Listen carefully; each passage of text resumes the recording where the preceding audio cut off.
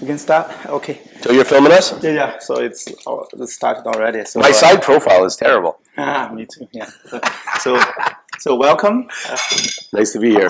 How to say Domenico or Domenico? Yeah. Domenico. Yeah. And your last name is Ciarallo. That's like French, Italian. Italian. Yeah. Totally I'm half Italian, a father Italian, and mother Ukrainian. Ukrainian. Yeah. So you were born here or born in Montreal. Really? That's amazing. So you speak perfectly French, English, I believe. And Italian. And Italian. Wow, yeah. And a little bit of Chinese. The only thing I know in Chinese that helps me out is when I'm in my negotiation, I go, Taiguela, Taiguela. And they're like, how do you know Taiguela? How do you know Taiguela? Do you know 便宜点? 便宜点 is a little bit lower. Oh, 便宜点. I have to learn, it's like just the normal things like, mayo, and, and thank you, 谢谢, and goodbye, and 再见, and whatever. So a little bit of minimal. It's bad. After all the time in China, I should know more. But the funny thing is now, they all speak English. Well, first of all, I have the WeChat. So, I mean, my WeChat, and then if I have a supplier, like some of the factory owners, they speak only Chinese, but their managers all speak English. So, and my joke is that I speak the best language for the Chinese is US dollars. So the money they talk. Yes, money talks. Right. And money talks and bullshit walks. Yeah. You know the way it is, right? Okay. And also, let's start with the ordering. Sure. I guess it's your first time here, so. Well, I'm actually pretty excited because you know what? I've been wanting to take my kids to an authentic Chinese restaurant. I mean, my dad used to be in the insurance business, so he used to insure all the restaurants in Chinatown. Okay. Restaurant Beijing, Jasmine. So we used to go there, right? And then then you start learning about other little restaurants and things like this. So when I walked in here, I love that because I want to take bring my mom and my brother, the whole family. Well, that's like I guess that big Lady Susan table can sit like 14 people comfortably. Nice. Yeah. Well, see what happened is my oldest brother, my middle brother was married to a girl from Philippines. Okay. And she just passed away this week. Sorry to hear that. Yeah, sad. 47 years old, passed away cancer. Very bad. So the family is very tight right now. It's a tough time for my brother, but it's. I said when I walked up the stairs, I saw that. That would be so fun to have my family and my kids. Because when I'm in China, that's probably one of the most amazing things. When I go, my factories and my friends take me for suppers like that, and it's. We have a Jewish family. Like she's half Chinese, half somewhere. I guess half Jewish. She married to a Jewish. She always brought like big family, the whole Jewish family. Yeah. Well, the Jews, like the Italians, the Jews, the Greeks, even all family oriented, very family oriented. Like my friends asked me about Chinese, and I said, same philosophy. They're very close with their family. I said, when they have their Chinese New Year, they go thousands and thousands of miles to spend time with their parents and their families. And I said I saw it firsthand because I've been in China during Chinese New Year, where I see like my friends in Guangzhou, or I see my friends in Ningbo, and I was like. And I'm lucky because I'm part of the family. Yeah, it's always like multi-generation family. Yeah, it's nice. But that tradition is kind of little bit like leaning to Western way now. Yeah. So what do you reckon? You know what? I'd rather you choose. I eat everything. Apparently you're famous for your General Tao chicken. So yeah, General Tao chicken is pretty nice. Try that for sure. I'm actually very. I vegetarian. But I did almost 2 months of a plant-based diet only, which I really loved. I like a lot, but I love my meat. But I'm okay with some nice vegetables too. And I let you choose, man. Show me your nice dishes. I like seafood. I like meat. I like chicken. I love vegetables. I like, if that's the case, it's easy for me. You choose. The pork is okay? Yes. And we can have the... Here, that's Chris. That's what I saw this morning. Oh, great. Yeah. By the way, I'm very flattered that you invited me to do this. I think this is great. I love the concept. Thank you very much. Let me see if this appetizer we got peanut butter wonton. Sure. Peanut butter sauce wonton. Sure. It's 5 pieces with pork. And, okay. Oh. So we have a couple of new members in our club the last couple of weeks. Yeah, I could not go because it's very funny in the pandemic. Sometimes very short of staff. Yeah, of course. And the Wednesday I used to go Wednesday evening was working fine because that time I happened to extra guy helping in the kitchen. So only for that several weeks, and then I have okay number of staff in the kitchen, Yeah, so yeah. I could be free Yeah, from yeah, the I know kitchen. staffing. All my friends that own After that, restaurants, I it's lost tough. that one of them, so I have to. That's why for this video thing, I can only do Monday, Thursday, Friday. Yeah, yeah. Listen, it's kind of fun because I'm just launching with Richard, one of the members in our club. I'm writing a book with him about my experiences as an entrepreneur, and now it's fun. And then it was funny because when Sandra sent me the thing, she says, "Oh, I think you would really like Faye's thing," and she sent me a couple of links, and I said, "Sure, I'd love that. I think that's cool." Anytime you can talk about business and eat good food. Actually, I did not know that. Because on the Toastmaster, I went, I guess 6-7 times, and you did at least the two presentations. Yeah. It wasn't. I learned like you ride bicycles and then had business, but I don't know you have a business right now. I thought you are always business thinking people. Oh no. I've been in business for myself 35 years. Wow, that's amazing. So that's perfect. And steam rice okay for you, right? Where's the copy? Here. Just bring the copy downstairs. So I'm gonna run downstairs. So do you open it for lunch or no? Just suppers? No, we open for lunch, but our lunch is always less customers. Yeah, it's mainly a lot of takeout. You do Uber Eats and Uber Eats, skip dishes, and busy, DoorDash. Busy with that, eh? They are busy. We have a lot of, but right now short of staff, and also the cost of food went up crazy. Oh, yeah, I'm sure. And they take 30%. I know, of the it's crazy. Now, right now, it's not making sense to use them. Yeah. Better your own pickup and your own delivery. Yeah. We don't have delivery, but people pick up, and also some people die in. Still less people, much less people, but the profit margin will be much better. Of course. Well, my friends own Walk Cafe on Sources. Oh, so that one. That's Jimmy Chan. Yeah, Jimmy Chan. So they own like 5 locations. Yeah, they open up in the Kirkland. Yeah, I saw that.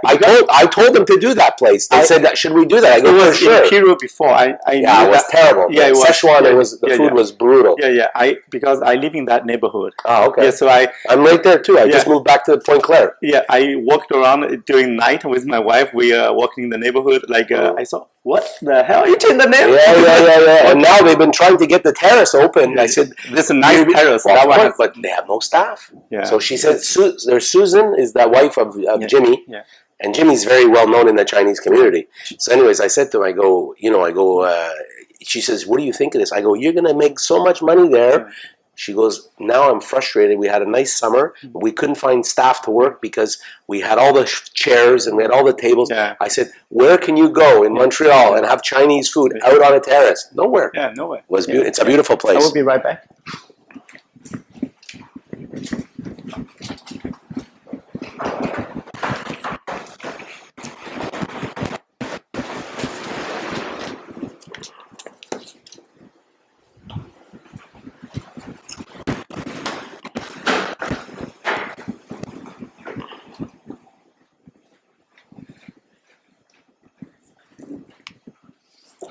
And Jimmy is very active in the community. Social media is very big. He has a dragon, the lion dance thing, right? He's very, very social. So, Well, I have to tell you, I met Susan about 4 or 5 years ago, and my accountant brought me to the restaurant, and I loved it. The food's fantastic, and she's so sweet. And during the pandemic, they brought food to nurses at all the hospitals. Okay. Every Saturday.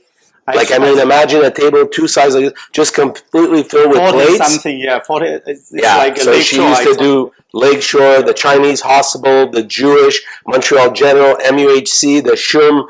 Fantastic. They went even to Valleyfield. And every Saturday, I remember I was there the first day. I took the pictures of all the staff and all the food. And I even put on my social media, and my social media friends are like, oh yeah, I love Walk Cafe. I always eat there. Such a nice place. You mentioned 5. There's one Kirkland, now new one. Kirkland, bottom of Sources. DDO, 2 in DDO. Oh really? Super C Carnival, Super C. Okay. Down below, they partner with the original owner. Okay. And then Walk. I don't know if they changed the name. Downtown one here. There's one St. Catherine. Yeah, and they have one in St. Boulevard in Laval. Oh, that one. I don't know. They have one up north too. That's crazy. Yeah. This business. But the big one's Kirkland. Yeah. I mean, the big one's DDO. DDO, the original one, the West Market, right? What is the market of West Market, right? Marshall West. Yeah. Marshall West. Yeah. That's But then it's like she told me, during pandemic, she says, I'm making so much money. She goes, I don't even want to open my restaurant. Too much work to clean the tables, clean the tables. She goes, Dominic, we have the margins, but the thing is, skip the dishes. Uber Eats. The thing, you're in there, she has 5 different iPads going, ding, ding, ding, ding, ding, ding, ding, ding, ding. 5, And then they have their own 2 drivers. Oh, that's crazy. Crazy. That's crazy. And then people pick up. She goes, I make more money now than I ever made in my life. She goes, I said, even my friend owns a pizzeria, Calzone, in Kirkland. Same thing. He said to me, Dominic, he goes, we only have 5 tables inside. 95% of our business is pickup and delivery. Wow, that's. He has, in the weekends, he has 7 drivers. Wow, that's always like the people say, like during the pandemic, the business restaurant, like on the suburbs, they have more business than usual. Well, you know what? People staying home, I guess. The downtown area is hit hard. Yeah, but the thing is, some restaurants didn't evolve with the pandemic. Yeah. I mean, if you look even in Point Claire, right near my house, you have the Manoir. Brasserie La Manoir. Okay, they have a whole fridge in front, 2 massive fridges of frozen take home, and at $9.99, $10.99, $11.99, and 12 meals for lunch and meals for supper. Smart. They never did that before. Very simple. They make a small plate in aluminum with a clear top, put in the freezer. You want spaghetti meatball, you want Salver steak, you want rigatoni, you want chicken parmesan. Smart. You could either die or you can evolve. My friends you're telling all this make me feel bad. No. We're struggling, I guess. Not struggling, but with the short of staff, with the cost of food, and I don't feel very good right now as a business owner. You know what you have to do right now is you have to keep surviving. It's going to come back. But now I was explaining people, like in other types of businesses, I have some people that are like very anxious and they're really struggling and it's not that good. And I said to her, I go, listen, right now, I said, it's like you're floating in the ocean and sometimes you're going up and sometimes you're going down and you're swallowing the water. Then, now you get a life jacket. So at least you're not swallowing water, but you're still not safe. It's going to come back. It's for the people that can survive this little, because I think we need another good solid 6 months, I'd have to say, and maybe even it depends, Faye, about the vaccinations. Yeah, vaccination. Also, the pandemic. If people still feel very uneasy right now, because a lot of people, especially the restaurant owners, I know some of them, they all feel like this pandemic thing may not be over within a year or 2. So they don't. Uncertainty is really bad. The problem, like any anxiety in any state of or form, is you have to live in the moment. You have to live today. What happened now the last 18 months, forget it. It's done. You can't take it back. Exactly. We all, and for the first time in the world, it wasn't just the ice storm or the World Trade Center. The whole world suffered the same pandemic. Some more than less. I mean, Italy in the beginning was horrible. The people dying. New York City was horrible. The thing is, the only way to survive and stay focused is to live today, 24 hours. And that's what I say to you. I say that to every entrepreneur. I say that to every friend. I said, you can't change the past, and you don't know what the future is, but you know today. So for me, I have my perspective. I get up in the morning, I exercise. I'm very grateful that my legs work and I have my health. That's amazing. I see a lot of your Facebook posts, like you ride bicycles a lot, right? Yeah, I do about 600 kilometers a week now. 600 km. Well, that's like let's do like 100, almost 100 per day. I do, yeah. We're about that now. Yeah. How many hours will that be? 3 hours. That's crazy. You have 3. So you said you are business person. You still have business now. What kind of business you give you so much time? Well, the thing is, I cycle. I leave at 6 in the morning, right? So I get home by 9 o'clock, 10 o'clock. So I have the whole day to work. Wow. So I don't go cycling at 3 o'clock in the afternoon or 12 o'clock. I go cycling at 6 in the morning. That's amazing. So so you get the extra hours. But I've always been like that. And the funny thing is, especially like people don't realize, because I work in China, because I have clients in Europe, because I have clients in North America, someone's always awake in my world, right? Yeah. So like this morning, I was talking to two of my friends on WeChat, and they were asking me, how are my kids doing? These are friends of mine and business associates for 15 years now. So they've seen my kids grow up, and they ask me, how are your kids? What's happening? Oh, congratulations, your daughter's in medical school. That's amazing, and whatever. They start telling me how their businesses are evolving. Some of my friends, they had their first child in China, and some of my friends, their kid's already 10 years old, and I'm like, wow, he's just seemed like he was just born yesterday, Yeah. So it's, for me, my health is very, very important. And I kind of firm believe. It must be really crazy that you have 3 hours riding. That's crazy. That will get rid of a lot of bad stuff in your system and create a lot of good energy. Yeah, absolutely. Synergy, yeah. I have the best. I get the best ideas when I'm on my bike. I think about my business and I think about evolving. And sometimes I cycle with music. Some days I just want quiet. I just listen to the wheels turning. And I live in a nice area in Pointe Claire, so I can do Cap Saint Jacques. I can go to Senneville. I can go to Ile-Perrot. I can even cycle to Saint Lazare, where I used to live. So I love nature, and I like to stay in healthy and in shape. But as an entrepreneur, it really flushes your mind. What is your business like? What is the business your company? Well, first is the promotional business, so I do promotional products. Okay. So I do everything from... But it's not like you have a physical store or not anymore, no. What happens is now the way our companies are all set up, we are like distributors for manufacturers. Okay. So whether you're doing coffee cups or you're doing cell phone cover or sports bags or baseball caps or polo shirts, we have the infrastructure all set up. Okay. That you call me and you say, I need 100 bags, I need 100 coffee cups, I need 100 pens. I introduce you to all my suppliers. You pick what you want. I coordinate everything. We deliver all at once. Great. That's what we need. Yeah. I was thinking about we have this coffee mug thing, and I was doing a souvenir thing with our logo. Yep. I was thinking if something, I always like caps, right? Yep. But sometimes you don't wear caps. No. During the summer, so that's why I'm thinking the coffee mug was my final kind of selection, but also where to produce them is a big thing. Well, we have suppliers all over the country. I should have talked to you first. Well, we do. Most of my suppliers are in Montreal and Toronto for accessories like that. Water bottles, coffee cups, pens, all domestic. Vancouver, some jackets and some other suppliers, but in general, everything is local. Okay, great. Do you want to drink something? Some tea. Or beer or something? No beer. No, thanks. I'm good with water and tea. Okay. Boy, am I spoiled today. Wow, amazing. Chiche. No problem. Okay. So this is the peanut butter wonton. It's pork. Yeah, it's always funny. It's very sweet. That's okay. It's always funny because my factory workers and my employees and my friends in China, they always love it because, like I said, even the grandparents come visit, and they're like, oh, you're so good with your chopsticks. I said, I've been in China too long. I said, I love the Chinese food, so Chinese culture. Some of my best friends are Chinese. I mean, I've, after all the years in China, I've made some great friendships. I mean, even one of my friends, Richard, he works in the industry, soccer industry. Okay. So I know him from that industry. And I was the only Caucasian at his wedding. Yeah. So I got invited. Oh my God! It was like a 4-hour drive from 4.5-hour drive from Guangzhou. Okay. And I was I was a guest at his wedding. And I was so flattered because I've never been to a Chinese wedding before. And I said, wow, same as the Italians. Lots of food, lots of food. Lots of food,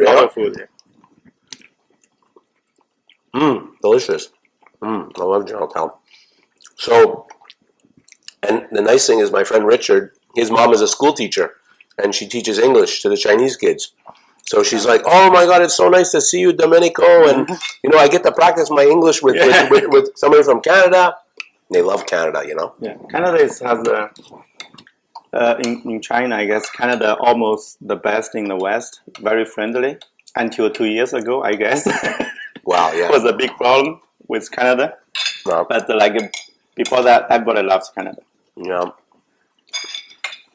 I don't know what, it's kind of tough with all the things that are going on with, the girl from Huawei, and then the famous two Michaels. You know, I tell people all the time. I go, when I'm in, you know, when I first went to China, you know, I said to Simon, I said, you know, can I go out at night and walk on the streets? And, you know, because I was spending time in Guangzhou, and my hotel was close to a very small village.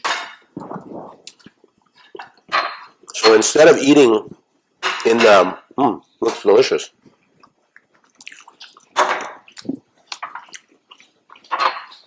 I should take some pictures of the food. My daughter would be so jealous. My kids love Chinese food. Anyway, so I said to Simon, I go, Simon, you know, I don't really want to eat in the hotel all the time. I said, if I go into the street and walk to the nice restaurants, you know, am I okay? And he goes, what are you worried about? He goes, you're a big guy. Also, it's super friendly. He goes, the Chinese will be afraid of you. You're such a big guy. He says, no one's going to hurt you.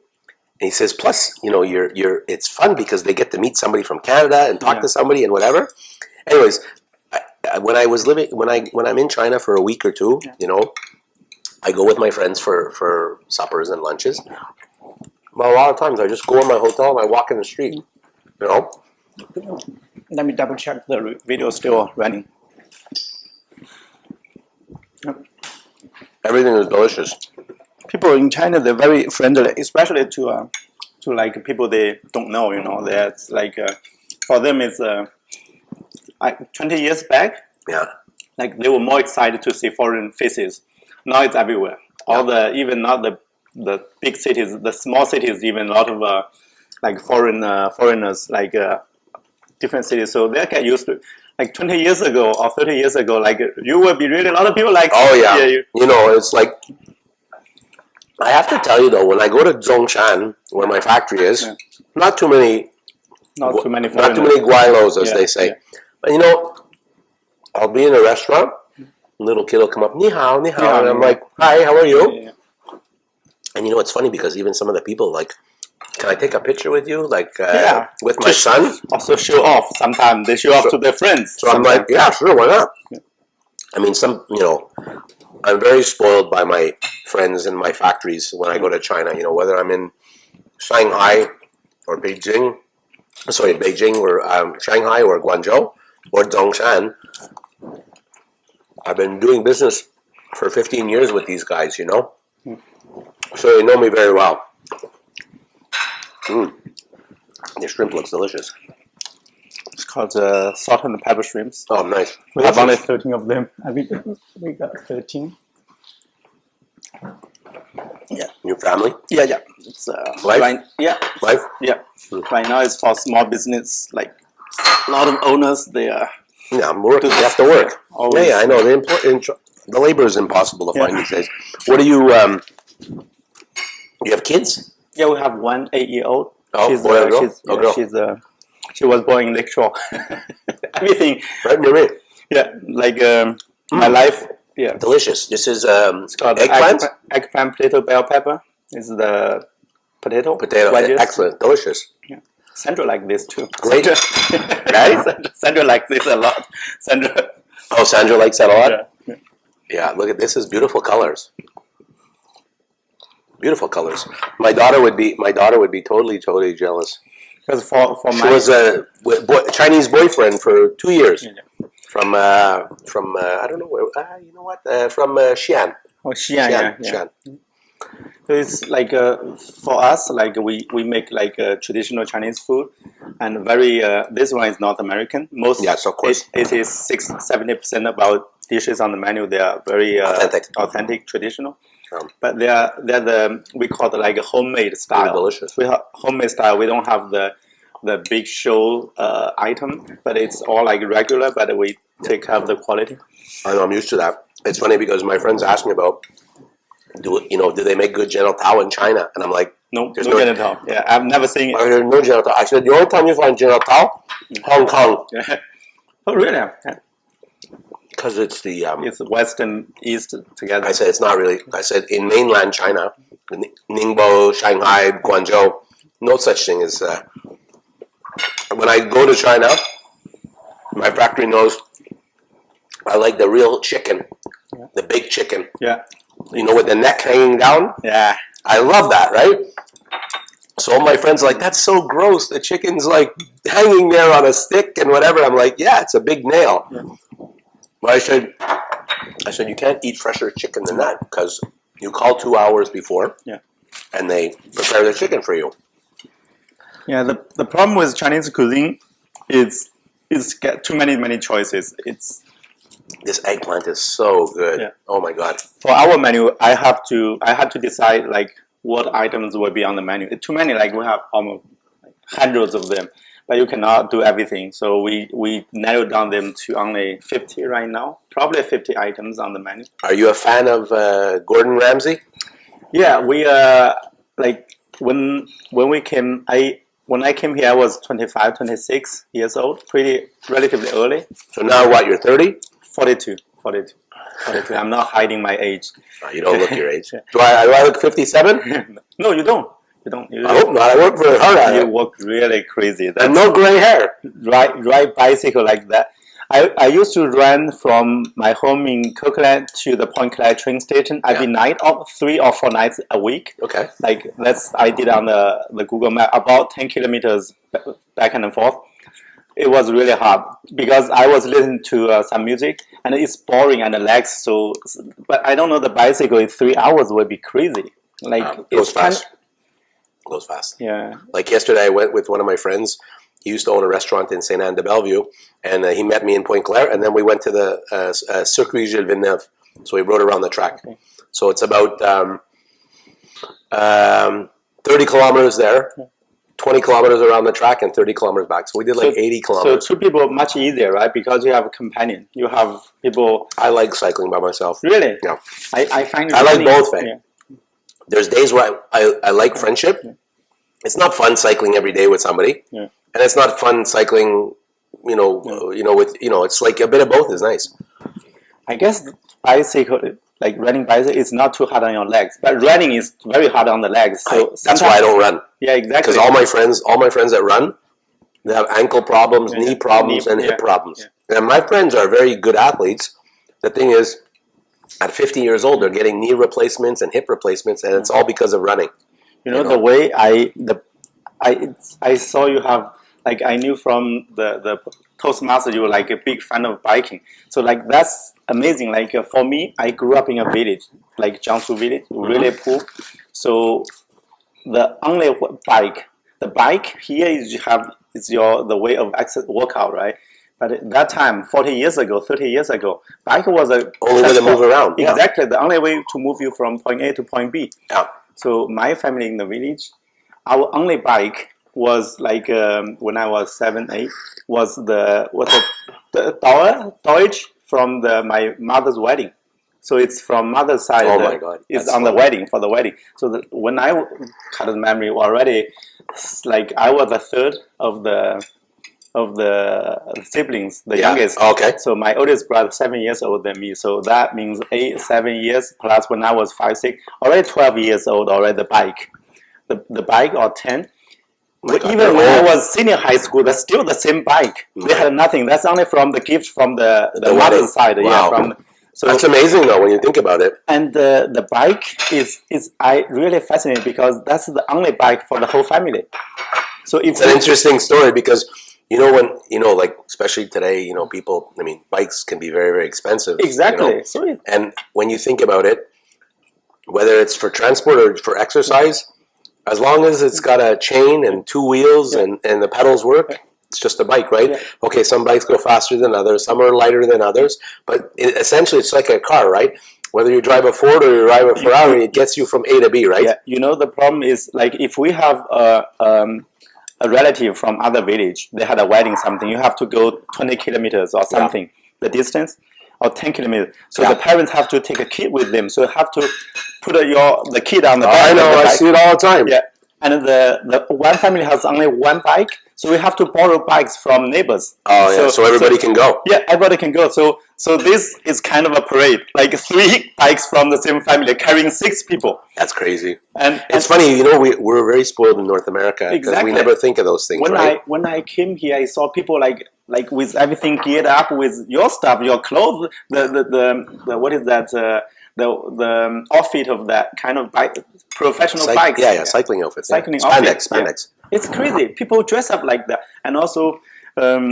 Like the bikes we have, I don't know what is the size. We in China that time we don't see brand because it's so rusted. Everything was, but we always say 28, 26. I don't know what is that. Probably inches. The wheel. Yeah. Well, 20. The wheel is 25-inch wheel. But why did we call 26 or 28? There's different sizes. Really? Yep. So and then there's the wheel size and there's also the frame size. But here, what do you call the 26? Do you have 26? Do you have 28? Uh-huh. But that time, my bike is 25. My wheel is 25. The frame of my bike, just a certain measurement, is between 54 and 56 centimeters. Yeah. The frame, like in terms of the distance from the seat to the handlebars. But that's somebody who's in that time, like. We always say 28 is a big one, sturdy, very sturdy. Yeah. But young women, they like they have a little bit shorter leg. Yes. They like the style. Right. But they always ride 26. So if your family, same really, here. Yeah. So if your this family has 126, we look, this family a little bit style. They have a little bit extra money, maybe extra $2 of the family, the net worth. For us, always 28. 28 carries everything. Even you have two bags at the back. But you don't put that heavy stuff for the 26. Yeah, so too much. 26 is for some people wear off. So always 26, 20. That's interesting. See, it's funny because, when I'm in China and, I'm going to a show or my factories are taking me, from one place to another. We go from the factory, we go for lunch, we go back to the factory. Sometimes we go to a spa for a foot massage. So when I'm in the car, like people are seeing, they see, Caucasian. Yeah. Oh, ni hao, and when I'm cycling, when I'm in the car, I see everything from trucks for factories with many employees inside. I see buses with foreigners and Chinese. Yeah. I see motorcycles. I see three-wheelers. Yeah. And I see the bikes. Yeah. And it's funny because now that during coronavirus, the last 2 years, I got back into cycling again, I start appreciating those things more again. Like, I can't wait to go to Shanghai because I have friends in Shanghai that cycle. So when I go to Shanghai next time, rent a bike and I'm going to go touring with these guys in Shanghai, which is like, how amazing is that, to be able to go cycling in Shanghai on the Pudong River, Pudong River, I mean, it's amazing. But before I was a cyclist, when I was younger, I was a professional hockey player, so ice hockey. Yeah, that's crazy. I went to university in the United States, and and then after the United States, I went to Europe in Italy, and I played as a professional hockey player. Wow, professional. So that was in 1986 to 88, and I cycled there because I was living in the Italian Alps. So that's when I first started cycling. Is in 1986. Now, start your business, get married, have kids, whatever. You have less and less time, right? Yeah. And then after coronavirus, I was everything was shut down. Yeah. What am I going to do? Am I just stay in my house? So I started cycling again. And Faye, I had an objective of just 100 kilometers per week. I said 500 kilometers a month. Yeah. That'll be 6,000 kilometers a year. I said, wow, that's a nice objective. That's crazy. But it's 600 now. Before I know it, I do 100 kilometers a day now. Yeah, some days I do 80. Some days I do 60. Like today, I play hockey. Yeah. Now our hockey league is starting again. So what happened is just a short cycle today, 20 kilometers. But for the hockey, are they getting softer? Because for me, I saw the hockey. It's really amazing. The people they skate. But the most impressive. Do you skate? Not that much. I tried it several times. But most impressive thing about hockey is they fight. Less now. Boxing, much less. Before in our leagues, no, because we're just for fun. It's people that are just coming together for fun. But even professional now, it was a thing of the past. Yeah. It's a tradition. There would be 4 or 5 fights a game for sure. Now, maybe if you're lucky, there's one. Yeah. But it's good because they want to take the violence out of that sport, right? It's a beautiful sport. skating and passing, and that's amazing. That's almost the best. You even cannot find the puck, and it's so fast. And then you see the people's skills on the skating, and plus the thing handling of the of the. And you know what my position was when I was professional? I'm a goalie. Goalie is half a team, right? Yeah. I think it's almost half a team. Like well, people ask me all the time. They go, "Are you crazy to let people shoot puck at your head at 100 miles an hour?" I'm going, "It's okay." That's like a prize worth half the team of the Canadians. Yeah. Well, my Chinese friends, I send them pictures and I send them videos from my hockey games, and first of all, they like laugh because I said I could never even skate on ice. I'd fall over right away. When they see the checking, the guys hitting each other, he says, "Oh my God, that's..." And then the shooting of the puck, and the puck is coming so fast. Yeah. And I said, "Oh no!" I said, "This is this is part of the culture of Canada." Now, because of the next Olympics in Beijing, right? It's next year in Beijing, 2022, and the Chinese government has been spending billions of dollars to develop hockey, men's and women, in China. So they want to be competitive. Because last Olympics was in Pyeongchang, and then the Koreans put a good hockey team on the team. Did they win any medal? No, they're never. They're too. It'll be hockey with women, Canada, USA, and Sweden, and Russia. So then the third place would go to Finland, or Sweden, or Russia, and sometimes there's a surprise. One of those teams finishes second. Hockey is too tough. This sport is a beautiful sport. Yeah, it is. Olympic hockey, Olympic sports, the most pure form of sports. It's beautiful to watch any sport in the Olympics. Yeah. And I've been to 2 Olympics, so I know. You have to have a lot of facilities and the fan base. Like even like the place like Las Vegas, they still have a great team. They won the championship one time, right? Came close. Yeah, they went to the finals. They lost in the finals. Yeah, second. Yeah. The Golden Knights. Yeah, Golden Knights. Well, it's amazing. The funny thing is, I went to school in the United States. One of my best friends is a lawyer in Buffalo, and his business associate is the goalie for the Vegas Knights. So he got traded last year. Unfortunately, because of pandemic, I could never travel to the States. So I'm looking forward to the time when I can actually go to Las Vegas, because I do a lot of business in Vegas, and I'll get to see the hockey game. And he's the goalie of the team. Yeah, so it'll be fun. Yeah. But I told my friend last week, I think cycling became I'm an ex-professional hockey player, but I found that cycling is taken over as my favorite sport. Yeah, also it's really good for your body, and good for joints, everything. And you can do it year-round. You can go anywhere. And you can take longer the distance to make you feel even better. You see different sceneries. Oh my God, it's so beautiful. It's like the suburbs, right? Suburbs like West End. If you go 10 kilometers, 5 kilometers, you see so many things. Yeah, amazing stuff. That's the difference between cycling and running, right? Yeah. Because running, you might go 10 kilometers. But you're tired like hell. But we go 50 kilometers, so I see Cap Saint-Jacques, and I see Centerville. I go to Mount Royal. I go to the Olympic Stadium. I go to Old Montreal. And yesterday, we went to the racetrack, Circuit Gilles Villeneuve. I mean, talk about the most beautiful place to cycle. Exactly. The roads are brand new. Beautiful. It's amazing. Yeah. Even during the pandemic, they could not have enough bikes, right? The bikes were sold out everywhere. Yeah, sold out everywhere. Sure. Yeah, and the thing is that cycling is probably you don't have to buy an expensive bike. Yeah. You can buy a decent bike, and like you said, you can get into shape very, very easily. Yeah. Plus, you get to enjoy, all the beautiful scenery. Yeah. I mean, I'm very well known because I, always am taking pictures of sunrises and sunsets or whatever. I know a bunch of people on TV, so they always put my photos on TV. If it's not my dog, once in a while, it's a picture of a sunrise or a sunset.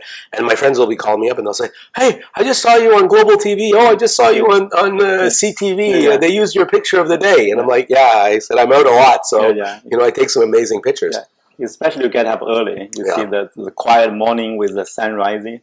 But even, when I'm in China,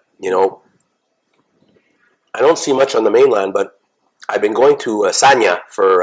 Sanya, yeah, that's crazy. That's a lot of people don't know Sanya. It's like a Miami. Right. It's like Miami of China, yeah. Yeah. So what happened is, I went to Sanya with Simon from Ningbo. Okay. He goes, because we were in Guangzhou for 2 weeks, so the show is 5 days, and then they need to change the show, so there's a 3-day break. Yeah. So I said, what do you want to do? He says, I'm going to take you to Sanya. That's like a snowboard place, like the same thing. Like it's amazing. I couldn't believe how many people there are taking pictures for their wedding. it's on the weekend, hundreds and hundreds and hundreds of couples taking pictures, and something they don't do in Canada or anywhere else, but the bride and the groom go in the ocean with a dress. The wedding photography is huge. Every wedding, huge business, like huge business. So me and my wife, we got married 20 years ago. Like we went through the same thing. Go to a park, forest, a beach. If you can get to, it's always like all different kind of settings. Like amazing, costs a lot of money, Well, that's what my friends were saying, that for the photography, they only go for 2 days during the weekend to Sanya because it's expensive. They make even the brides, they put a makeup on your face or something, and even you cannot recognize it afterwards. Like the brides and the groom, I know, it's crazy. Like, you cannot. They look totally different. Yeah, exactly. Sometimes you look at the picture, is that me or somebody else? It's funny. Well, I know when I'm in Sanya, I usually stay at a couple of different hotels. There's at the end of Yallourn Bay. I always stay in Yallourn Bay because my friend Simon said Yallourn Bay is the cleanest water. He goes, you don't want to go to the other parts of Sanya because the water is not as clean. So in Yallourn Bay they have MGM, they have Sheraton, they have the Hilton, they have MGM, the Las Vegas they one. Just built it. Yeah, they built it about 4 or 5 years ago. They finished. That's crazy. Yeah, and it's cool because from the ocean they have the 2 big lions. Built like this, like in Vegas. Wow! So that's the newest hotel in Sanya on Yallourn Bay is the MGM, and I usually stay at the Hilton. I mean, I went there and I tried every hotel, and I've been to Sanya, like I said, about 30 times. So I've probably stayed at the Hilton 10 or 12 times, and to me, it's almost like my home there. I know the hotel so well. I know the facilities so well. The beach is like beautiful because it's the end of the strip, so there's no other beaches, no other hotels past that hotel. Yeah. But it's a beautiful area. And then my friends are like, "How do you know Sanya?" And I'm like, "Oh, Simon took me to Sanya." "Oh, not many foreigners know Sanya." I said, "Well, now they do." But going back 15 years ago, that city should be a Las Vegas of China, I guess. They should have built like huge casino of the entertainment business around it. Yeah, well, they have that in whatchamacallit, right? Macau. So. I guess the Macau is going a little bit downward right now. It's not Macau. I don't know. I've never been there, but it's like the Sanya is crazy. Well, I'm not a gambler, so the attraction. I mean, it would be nice just to see the lights, and because apparently it seems that it's bigger and brighter than Las Vegas, Macau. Yeah. But I like Sanya because it's 3 days. We leave Guangzhou.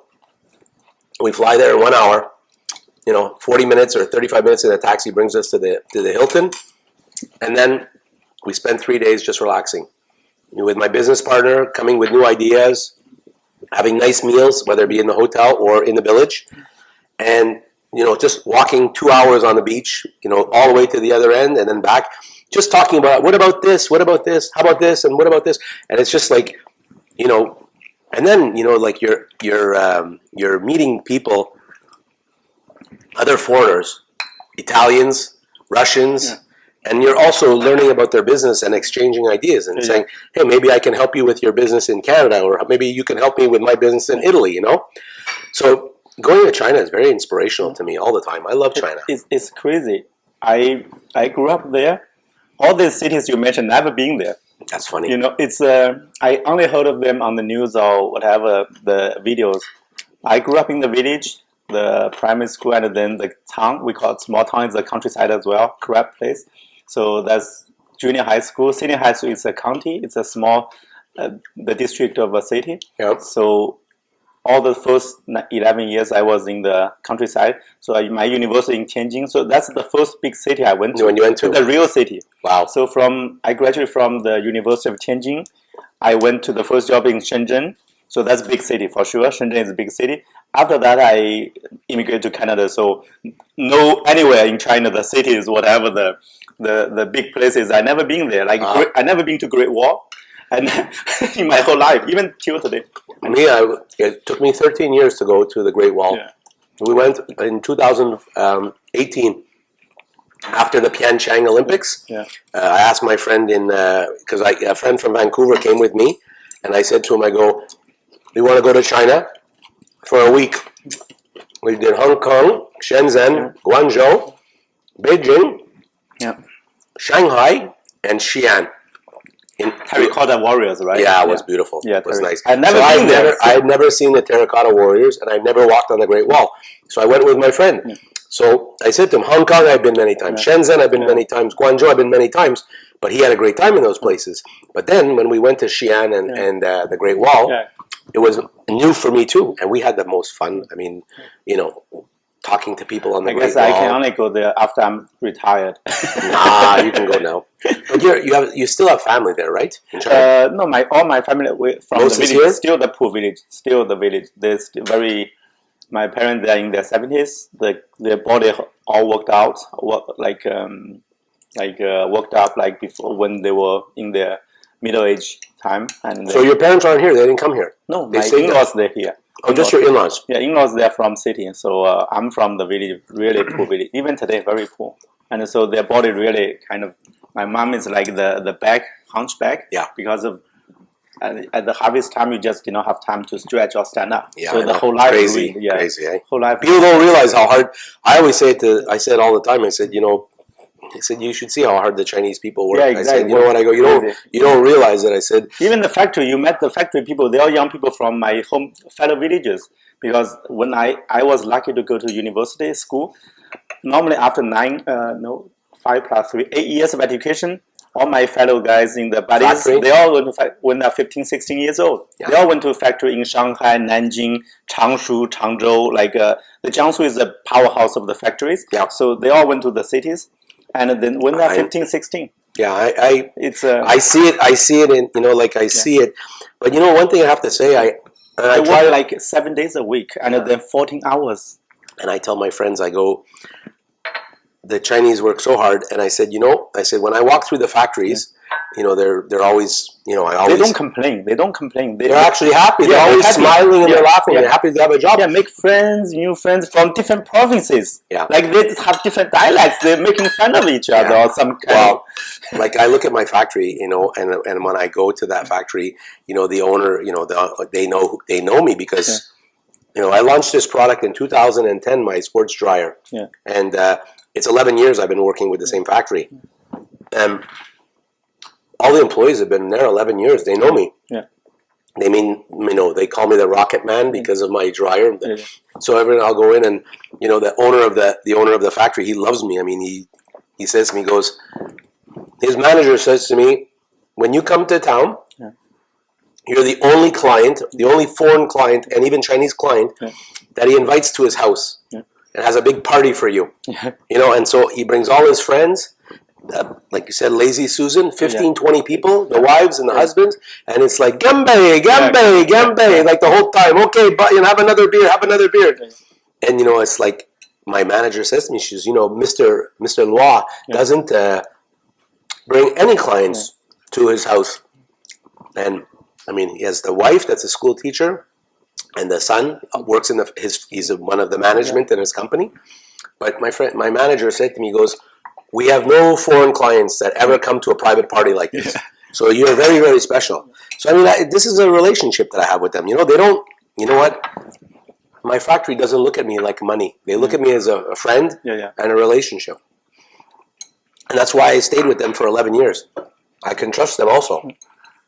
And some, like the people we call migrant workers or the peasant workers. Yeah. Peasant worker, the term is kind of a little bit like class. Little bit feel like you are second class in the city, especially the city we call the peasant worker. Yeah. Because we were peasants, right? In Can I take the last one? Yeah, for sure.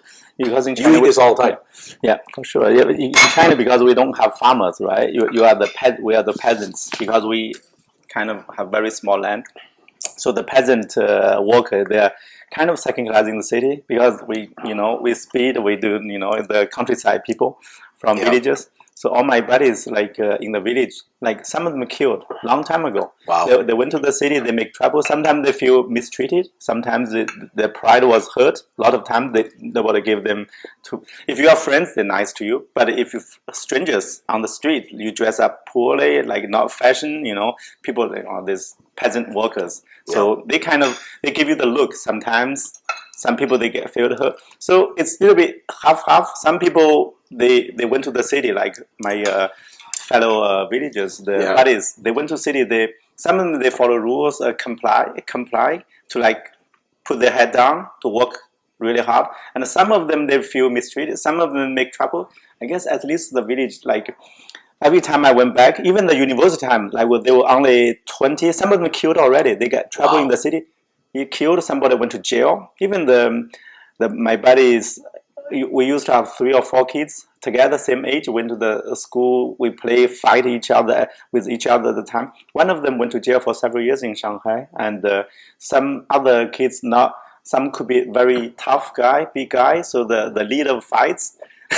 So that one of the guy killed already. He stabbed in the city. Yeah. Like he thought he was tough. I'm tough.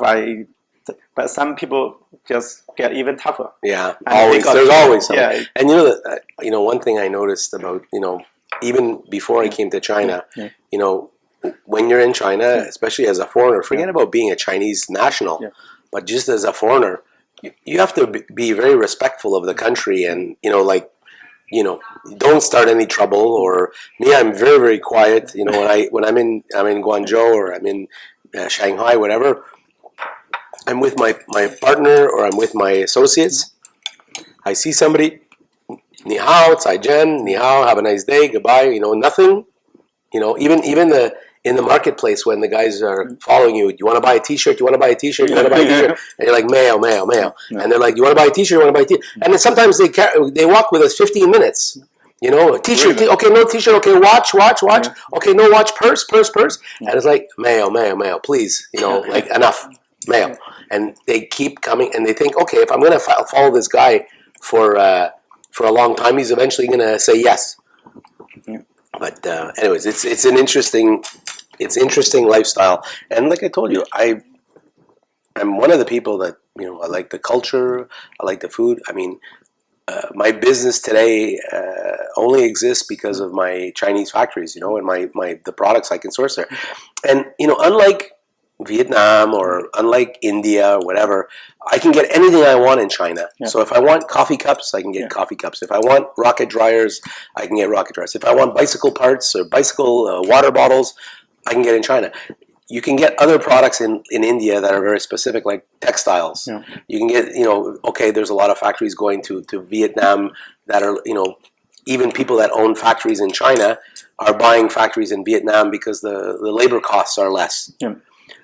It's a normal transition. I mean, look at the pandemic right now, how expensive the freight is, 4 times the freight. So if I paid $1 for something, for freight, now it's $4. Yeah, it's crazy. So now a lot of companies are going to Mexico because the freight costs from Mexico are nothing. Just come north to Canada. But how about the freight to Vietnam or India? Same thing. So the container problem. There's a worldwide shortage of containers. Jeez. Where are they going? For the longest time, there was like there was no business, and all of a sudden there's a lot of business. So what happens is, I even have friends that work for Michelin Tires, the tire company. Yeah. They move thousands and thousands and thousands of containers, and they have logistics problems. So now it gets to a point with the Chinese or even any other place in Asia where I call my freight forwarder. I said, listen, I need to move this amount of cubic meters, half a container or a full container, or LCL, which is less than container. And they'll tell me, this is the price and this is the delivery. And if you don't confirm in a day or two, somebody going to take it. Yeah, somebody going to take it. So the freight companies are struggling too. But they charge 4 times, but aren't they're supposed to make a lot more money because they charge much more. Yeah, a lot of people are having a lot of difficulty. Like I bring in 3-4 containers a year, so I'm not like my friend at Michelin that bring thousands and thousands. Yeah, of but containers. the money has to people pay 4 or 5 times of the containers, so the money has to go somewhere. Some people must be super happy. Trust me, there can't be this increase in price. Yeah. That's all justified. There's a lot of profit in that for the companies. So who's making it? The freight companies, the container companies, or a little bit of everybody? I don't know. But I have to tell you one thing. Like if I went to 3 freight forwarders in Montreal and say I have this container in Guangzhou, like I have something on the water now. It should be arriving the end of September. I have another production in Zhongshan right now. It should be arriving in maybe November. My goods. I can ask 3 companies in Canada and even Chinese companies to quote my business, all the same price. Crazy. Yeah. And for us, the vinegar and sure. the price went up. Cooking wine, vinegar, and also the Sichuan peppercorn, we have to buy from there. We have to. So the grocery store, we buy huge boxes. The price went up crazy. Yeah. Well, it's the same thing. Like in every industry, you look at the, you can get more money for a used car right now than a new car because there's no new cars. And my friends in the construction business, they're still talking about how much wood prices went up. So that's even made in Canada, right? The wood, all those kind of There's a global inflation right across the board on all products. If you live in an industry that doesn't rely on imports from China, well, you save freight costs. But still, the labor cost, everything will be added. I'm actually really happy because my particular products that my rocket dryers, which is a big part of my business, the unit cost of the product didn't go up much. Okay. It's the freight. So when your freight costs are let me just say say $5. Yeah. And that's in the price of your item, and then that unit cost now turns to $20. Yeah. Pure freight. So it's like, and you can't increase your price because you just want to try to at least cover your cost of freight. Now, all my retail stores understand that. They said every one of our sporting goods companies have increased their cost because whether it be baseball, basketball, football, hockey, cycling, every item is more expensive and every item has to be shipped from China, so that's more expensive. So there's a rising of the prices right across the board in the industry. So it's I guess maybe for the consumers we probably just buy less a little bit because it's either buy or hold back from buying. Back from buying. Wait for next year. Well, I was watching NBC News a couple of days ago, and they were saying, supply chain from China is very, very diminished right now. And so what happened is they said that if you're looking for a Christmas gift for somebody, buy it now. Because November, the shelves are going to be empty. Faye, the first thing, the thing that shocked me the most? I went to the dollar store last week. Yeah. First time since dollar store opened in Canada did I see empty shelves. Jeez. 2 aisles of empty shelves. You know what they did to make the aisles look less? They brought back their Canada Day and their Saint Jean Baptiste and their Easter products. That's already passed. I know, but the thing is, the shelves are so empty, and they have that down in the back warehouse. So instead of having empty shelves, they put it back out. First time I've ever seen that. I think Dollarama will be hit really hard. Very hard. Yeah, because also it's maybe the proportion of the shipping, like in their product, because their product, like the relative size, a little bit bigger for the container. So the what is that? The rate of the proportion of the shipping. Cost will be very high in the overall price. For sure. So that will hit them really, really hard. Yeah, well, especially when you're selling, pens or memo pads or accessories for $2, $1, $3. Yeah. Their freight cost. Yeah, exactly. Goes up a lot. Big part of that. Yeah, it is. But I've never seen empty shelves in my life. It's crazy. But I'm not talking 1 or 2 shelves. I'm talking about a whole row of Dollarama with nothing on the shelves, and they had taken stuff that was store or seasonal items like Christmas and New Year's and Saint Jean and Canada Day, and they put it back out so the store doesn't look so empty. But there's, even with that back on the shelves, which, like you said, the season has passed, the shelves are still empty. And I say to the manager, "Wow," and they're like, "Oh yeah, it's going to get worse because we're still not getting." Dollarama, one day you will see maybe minimum $3 or something. It's crazy. And prices are going to go up for sure. So their business model could be really challenged. Like this whole thing, pandemic benefits Costco. Costco kind of did really well. Yeah, you know what? They didn't seem to have the rules and regulations of, say, a lot of the other retail stores, like grocery stores. You have to walk in a certain direction. Yeah. Costco, they just kind of like let you get in, and as long as you're wearing a mask, you're okay. But like I said, in any I think that whether it's people or business, this pandemic can be attributed to, say, Darwin's theory of evolution, which is the weak are going to die. And the ones that are not prepared, whether they be in business, restaurants, retailers, they'll have to close, and new people will enter the marketplace. There's always going to be somebody with money that will open up a new restaurant or a new sporting goods store or a new bar or whatever.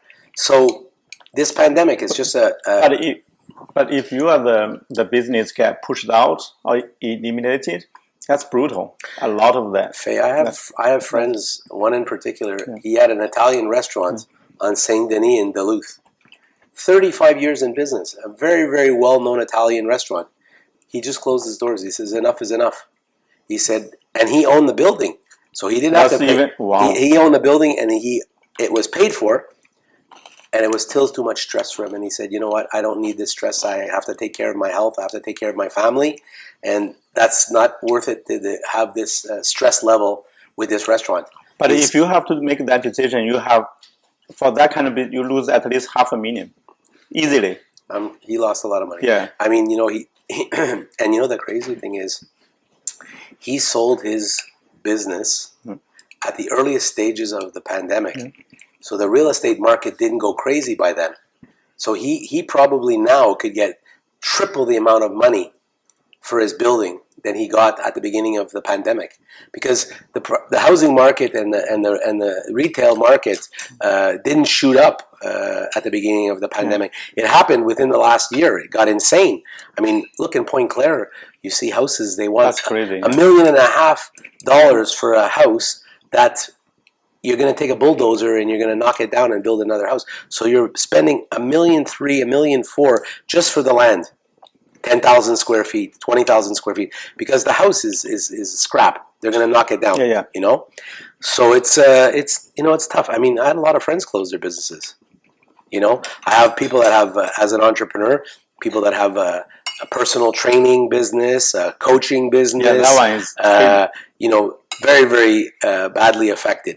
The gym, the karate, whatever those. And restaurants, some survived, some innovated, and some people, like I said, are keeping their head above water right now. And then there's other people like my friend that finally said enough is enough. And I think people learned that quality of life and their health is more important than money. Because what good is it to have all kinds of money and have a successful restaurant when, one, you're not happy, Faye. Two, your health is not good. And three, you don't spend time with your family and your friends and people that love you.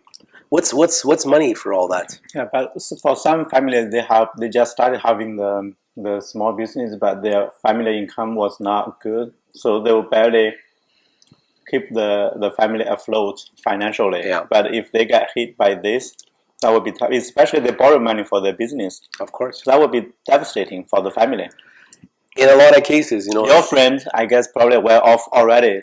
Few years back already, because the successful Italian restaurant made the profit already, has kind of at least a lot of savings. Luckily, he owned the building, so the savings that he had was invested in his building, right? Yeah. So when he sold his building, he had that money. Like I said, he sold it much less than he could sell it for now. But you know what?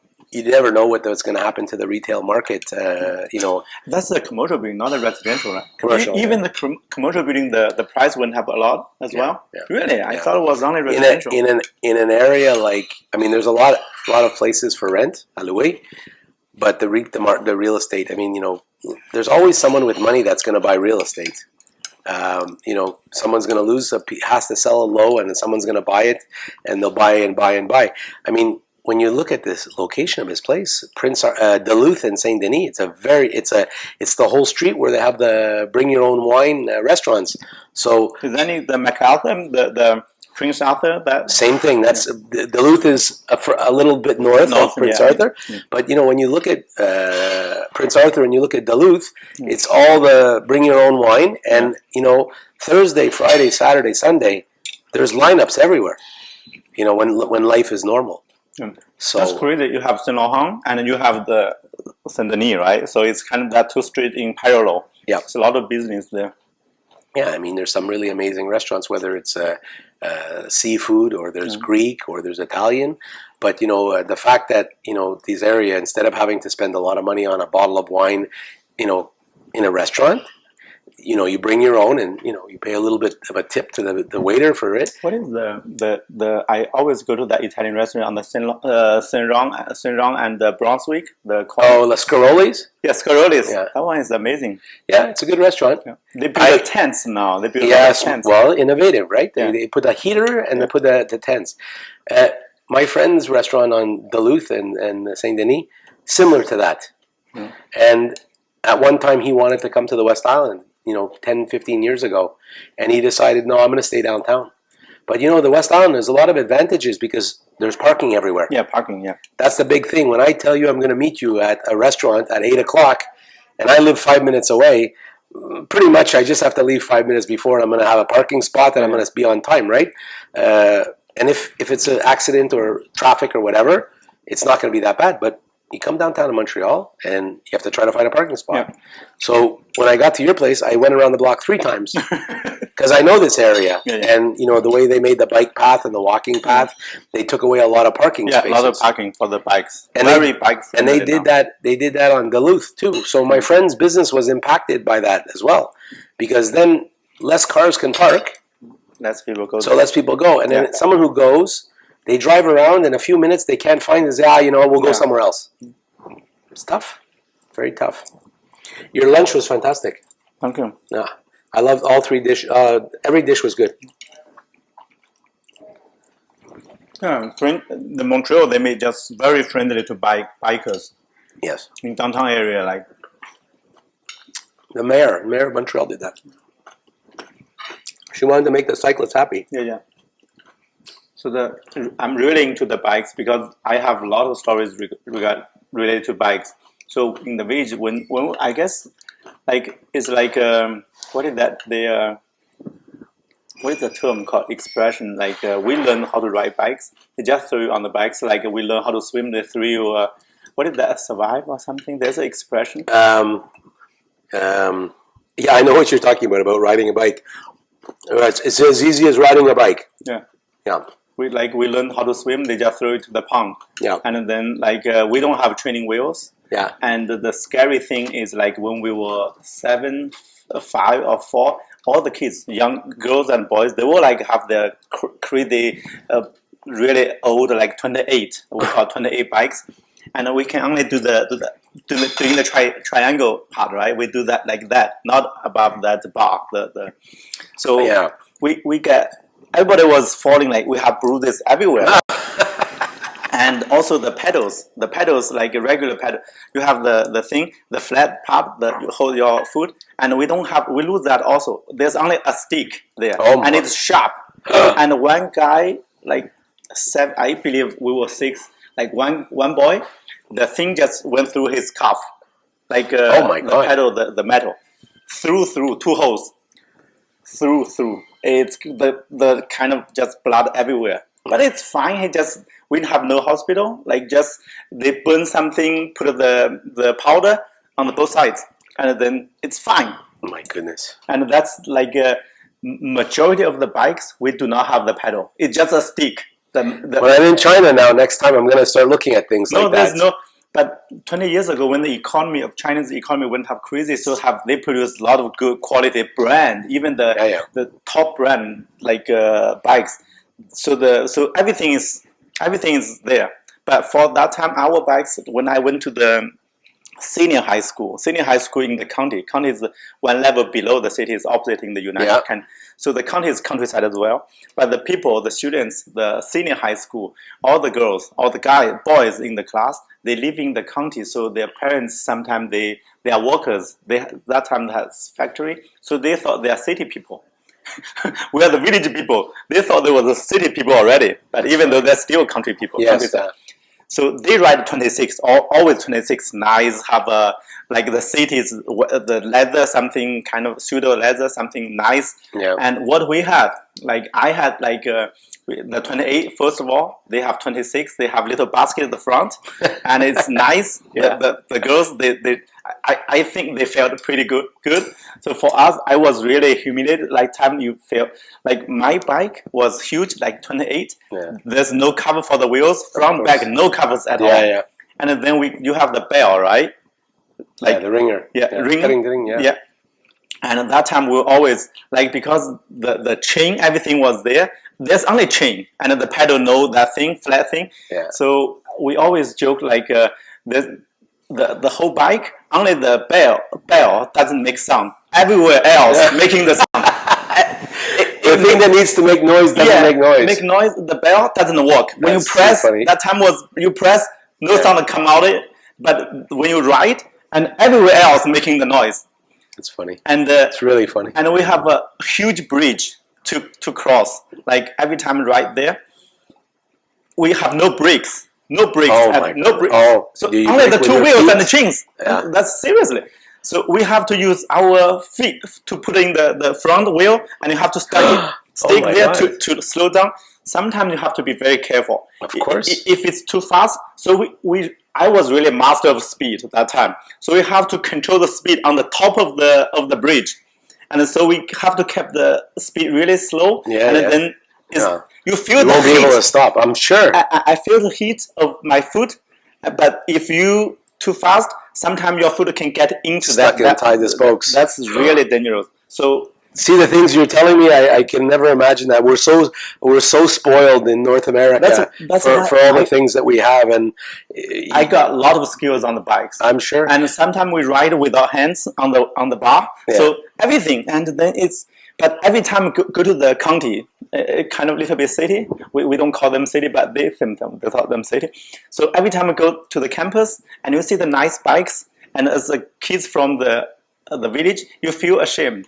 Like your bike is like piece of shit, and their bike's nice 26. We got 28, no covers everywhere, even no brakes. Yeah, it's crazy. And you feel a little bit like it's inferior. Of course, it's normal. It's crazy, but we got a lot of skills on the bikes. I think you have to when you have a bike that's got those limitations. And we can jump in the air, like riding a horse. Like if you grew up in the Mongolia, and good chance you're really horse rider, really great horse. Like one time we have a huge slope to visit my aunt, my mother's older brother. So it's a big thing. If you are the brother of somebody's mom, you are the authority. Like every time we went to visit his, maybe 20 kilometers. Yeah. So when I was about 10, so I ride my own bike, the older one, and the slope was so huge. So you have to, basically the same technique, you have to stop at the very top to run. We never get off we never walk the bike because we're boys. We kind of really tough. Yeah. Doesn't matter how steep the slope is, we always ride down. We don't walk the bike. We don't get off. We don't get off. That look really. You don't want anybody calling you a girl. Yeah, exactly. That would be a shame. So we always do that. One time, somehow I started the speed, did not control very well. It was so fast, out of control, split second. I jumped off in the middle air, and then I rolled several times on the ground, and the whole bike just rushed into a tree, and the front wheel is twisted. I'm sure. And better the bike than you. Yeah, if I was there, if I did not do the right decision to jump off in the middle, I would be in big trouble. Big, because that's so fast. That memory in I was really good at it. Yeah, that's crazy when you think about stuff like that. Well, see now, when I go to China next, which hopefully will be sooner than later, I'm going to have a total different appreciation of watching people on bikes. I'm going to think of all the stories you told me today. No, they are pretty. This generation, most of them. Don't kid yourself. There's still a lot of old bikes in China. Yeah. A lot of people driving. I'm always surprised when I see parents with the little babies on the bikes. Yeah, they always. And they're not. They don't seem to be very secure. Yeah, even the car seat in the car is a new thing. It's a new thing in China. Yeah, big difference. We always put on the lap. 3 years ago, I know. I go there sometimes and I'm like, oh my God, that poor little baby. What happens, And it's not even, even me when I go cycling, I have to watch out because the roads are so bad in Montreal, potholes and cracks and whatever. But you also have to watch the motorists, because a lot of the motorists, they don't share the road. They're not courteous, and they come very close to you and they honk the horn and scare you. And it's not fun for a person who does a lot of kilometers like me. I run into a few people each week, and you just hope that nothing bad happens. Motorcycle is very, very dangerous, very popular in the village at that time. Yeah, like 10 years ago. The first job, whatever, the 15 years ago from university, we live in the college village. Like that time, every family, because we had a little bit money at that time, already 20 years ago, they already had a little bit money. So they were like the motorcycle. The motorcycle was big thing. Yeah. Every family has one motorcycle. That's a huge upgrade from the old bicycle. Of course. So huge upgrade. So what they do is some young kids, like my older brothers, that time I was 20, they were 27, 25. They're bunch of people, they drink Chinese Chinese liquor. So we all have visit different families. Which at night, 8 or 9, they finish. They were drunk and they ride bicycle home. Oh my goodness! And one of my buddies, like he was like 1 year older than me, and he was living in the town that time. He had the money to buy a little condo in the town. It was very little, but they start building the town. They changed the peasants into people living in the town. Okay. So he went from the village, just finished the meal at night. I was walking with him. It was like he could not start the whole motorcycle, and then he fell twice already. He was drunk, and he had 4 kilometers to the town, and then the people let him ride. Seriously. Obviously, he survived.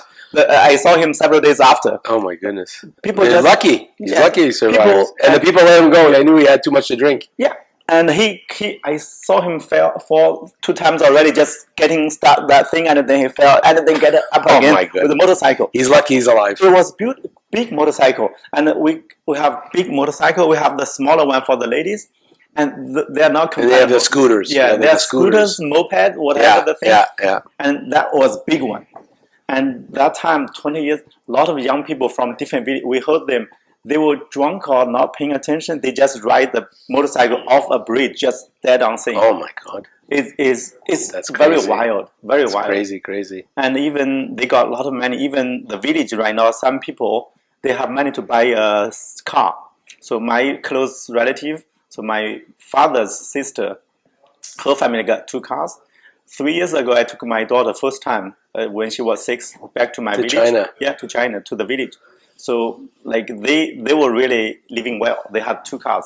So amazing. So big change. Yes, big change. So I was really lucky to get everywhere because my cousin, you had the car available for you. Yeah, my cousin was my driver all time. If everywhere you want to go to the county called the city or county to meet your old classmates, like reunion, whatever. Yeah. So on the way you were there, spoiled. and drop me off, and then pick me up because I was drinking Chinese liquor with all my old buddies. Yeah, that's good. But the thing, like we have big families. Sometimes they have young kids. There's no car seat. My 6 years old, we just hope like in the car.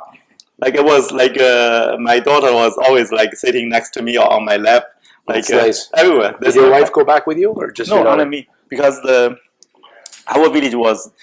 She only went once with me after the college. Like the visit was brutal. Like was too cold. Nothing. Toilet was in the pit toilet. Yeah. There was, but now it's better. Your wife you met in China, or you met her here? In China, in the college time. Oh, you met her there. So you married in China or married in Canada? Married in China, Married in China, and then came here. Yeah. So it's interesting. It's crazy. So the the bikes, even that we have to, for the senior high school, for the 3 years, we went back once a month. So from the county, the school, and we just went back only once a month. But that was about 3 hours, like 2.5, maybe 2 or 3 hours, like ride one way. And it's not like the worst is in the winter. The winter is -10. Yeah. We have only 2 layers of trousers, 2 layers maximum, 2 or 3 layers, and no like gloves, all that thing, and it's freezing cold. And my God, 2.5 hours, and have to cross the bridge as well. Yeah. And then like when we go to the after like some time, freezing everywhere. When you go to went to pee and you cannot pee, and it hurts like hell. You still remember like shrinking, right? It's crazy. That's funny. It's scary. I just have to check one message. Yeah. My brother's kind of texting me. I just want to check. I just gotta check my parking meter too because I have I have to put more money in after. Oh, you have the app, right? I have the app. Oh, that's great. Great. For me, I never use the app, so sometimes I have to go there put. No, it's good, the app. It's actually, you know, they charge you what, 25 cents every time you you use it. Yeah, that's good. So you can sign in, and it gives you even an alert like I have 26 minutes left, and I can just add more time after.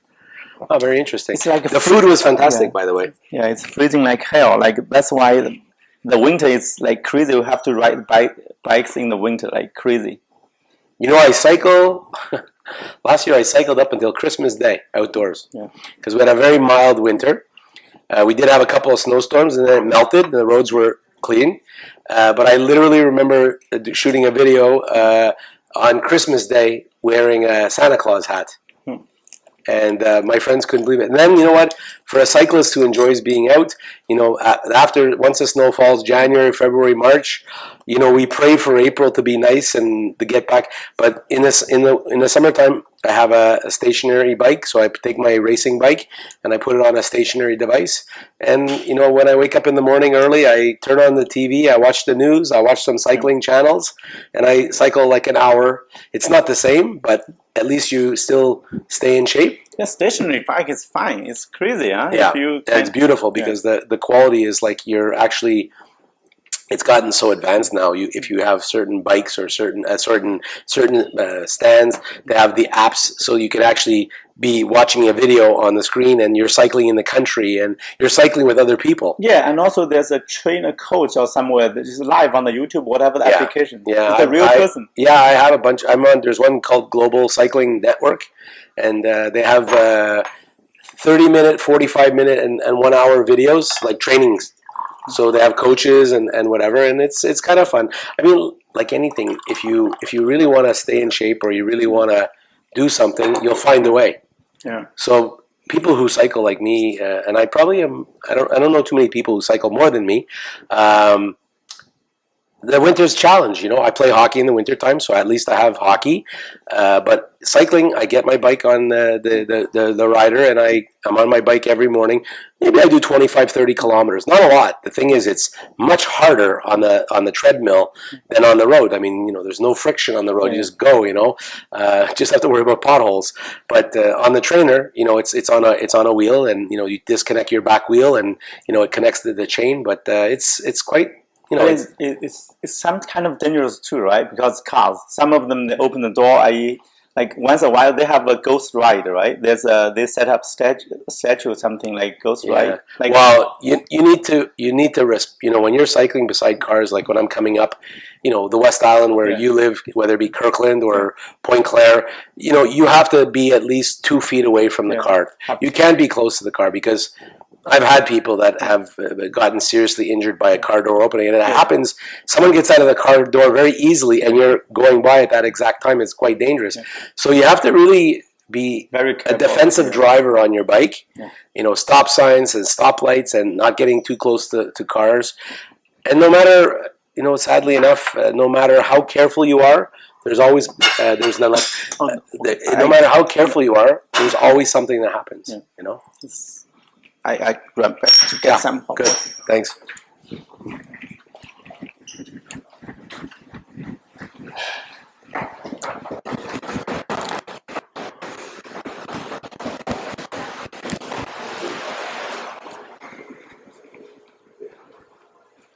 don't know, maybe 20 or 30 minutes, nothing else. He always stay the same time. Maybe he's not moving. Like 4 or 5 minutes away, always like that. So I don't know where he is. I'll be sending him.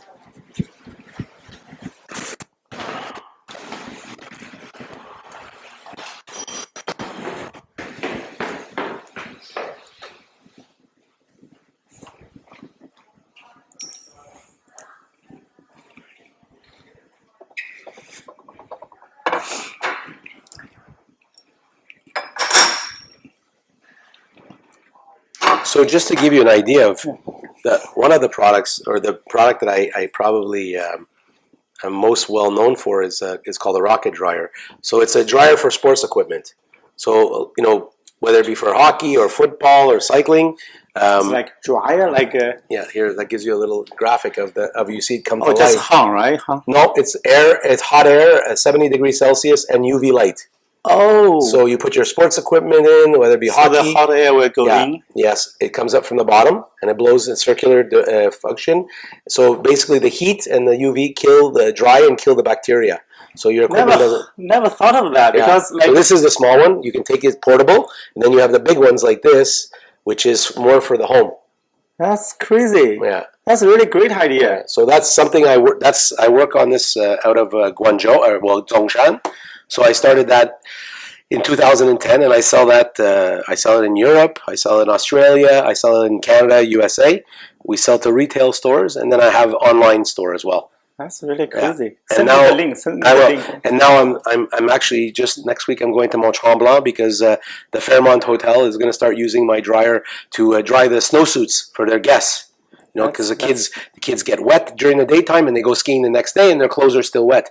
So with this dryer, you're able to dry all the clothes, the boots, the helmets, the gloves, 1 hour, and they're ready for the next day. I have that trouble because we have a soccer team. Look, every time the goalie's gloves, and they have the finger protection, like the slit, whatever they put in the finger. You cannot turn them inside out to wash. Well, one of my friends. I hung them in the backyard now. Yeah, well, this is what you need. Yeah. So one of my friends is the equipment manager for Team Canada for the soccer teams.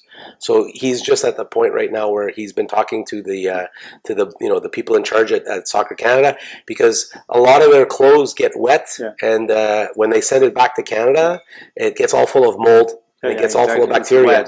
So what happens? He says, we lose lots of clothing and jackets and ice vests because when we have to ship it back, we have to ship it back wet. And when you're in Colombia or when you're in Europe, it takes 2 weeks for the clothes to get back to Canada. It's super dry when you ship it. Exactly. So what happens is they're shipping it wet, and it arrives, it's all full of mold and bacteria. Just throw it right in the garbage. Jeez, and smelly. Smelly. Forget about the smell.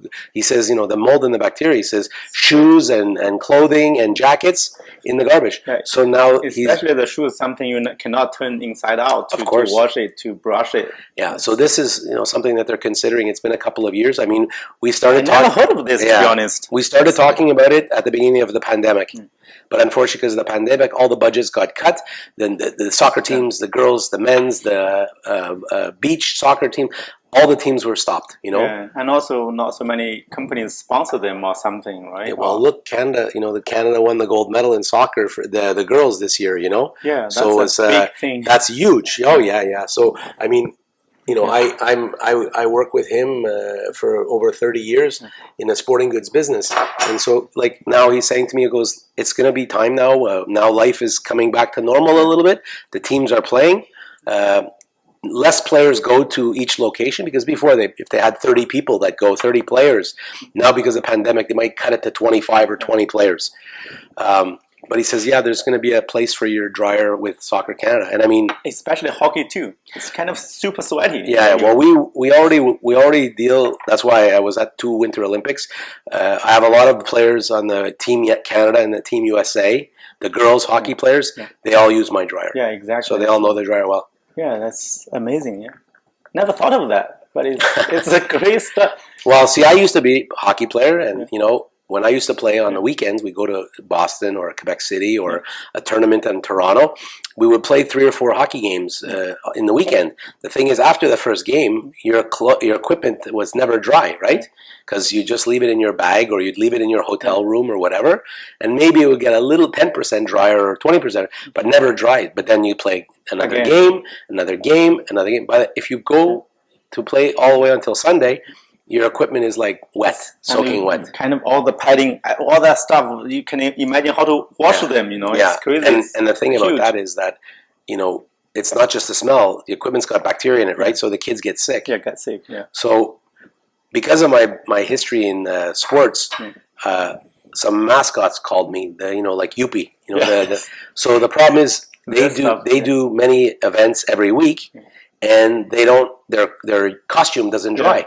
So now I have all the mascots in baseball, basketball, football, hockey. They use my big dryer now. So you have a lot of mascot friends. I have mascot friends in virtually every city and state in Canada and the USA. That's amazing. That's great stuff for you. And the thing about those guys is that they love the dryer because before they were getting infections on their elbows, they were getting infections on their knees because the costume is very, very smelly and dirty, full of bacteria, and when they sweat, the bacteria gets into the sweat and it drips into their cuts in their knees or cuts. And I've had some very high profile mascots that are still working today tell me, they ended up in the hospital with a knee infection, elbow infection, a foot infection because of the bacteria in their costume. And I'm very lucky that I fell into that marketplace. But, these people, they love my product. They're like, for the first time, I have to do 2 football games and I have to go to 2 charity events and I have to go to this event and this event. So people think they only go to just a hockey game but they have corporate events and they have charity events and they have to go to the hospitals. They need to wear something that's dry. I mean, you can't interact with somebody. Before this? How do they wash in the dry wash? No, right? just hang it up on a fence outside and whatever, and because it's too big. And the air doesn't circulate through it, right? So always the fingers and the feet and the head. And for us, because I keep all the goalies' gloves for the team. Yeah. And if I forgot to hang them back for 1 week, next time we rotate as a goalkeeper, we are playing for fun. So we rotate. People are gonna, so they hate that. They're rather not wearing anything. They're just being the goalie without any gloves. We have a few hockey players in our league that they don't dry their equipment, and no one wants to sit next to them in the dressing room. Exactly. Yeah, that's pretty crazy. Yeah, that's amazing. That's great for you. Yeah. So that's pretty much a majority of I'm still doing the promotional business. I still have many clients over. How do you do the promotional? You charge them by commission or? No, we have like I said, we act as a distributor. So there's companies that have inventory all over Canada, and they don't sell directly to the customer. Okay. They go only through agents like us. So we have a margin inside their price, and we do a direct ship right from the factory to the client. But everything's produced in Canada. And for my clients that have bigger volumes, I do manufacturing in China. So after going to the Canton Fair for the last 15 years, I have all my bag suppliers, my water bottle suppliers, my coffee cup suppliers. So when a client calls me and says, I need 10,000 shopping bags, we don't make it in Canada. We don't buy stock item. We make custom-made item in China. I was always wondering why in Quebec, at least, we have clean electricity, very clean from hydro, right? So get a lot of land. And with the technology right now, everything automation. The factory, you have all the industrial robots. Why don't they set up a lot of good factories in Quebec? That's really. I think it's the labor cost. The labor should not be a concern right now. Look at the Tesla. They pay people extremely high, but it's automation. They don't need a lot of people anymore. So the only thing you can film is your skill, the technology. They train the robots, and then also the land, the electricity. So Quebec should be the best position, with all this hydroelectricity. The electric they have to sell to New York City crazy. Yeah, I think, and the land is almost zero cost. Yeah, and we have so much of it.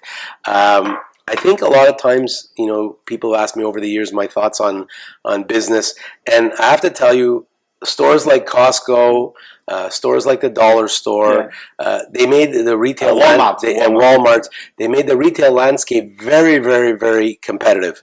So, Faye, at one time, you couldn't go to a retail store like you do at Costco and see a Tommy Hilfiger sweatshirt for $19.99.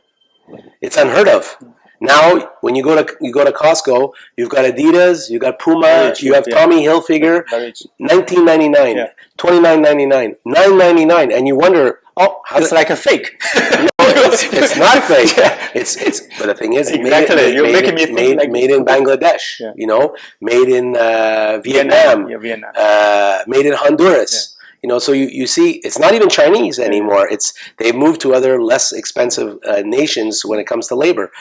So I think that's the big problem. And I would love to have Canadian-made product. I can't imagine how expensive my dryer would cost if I had to make it in Canada.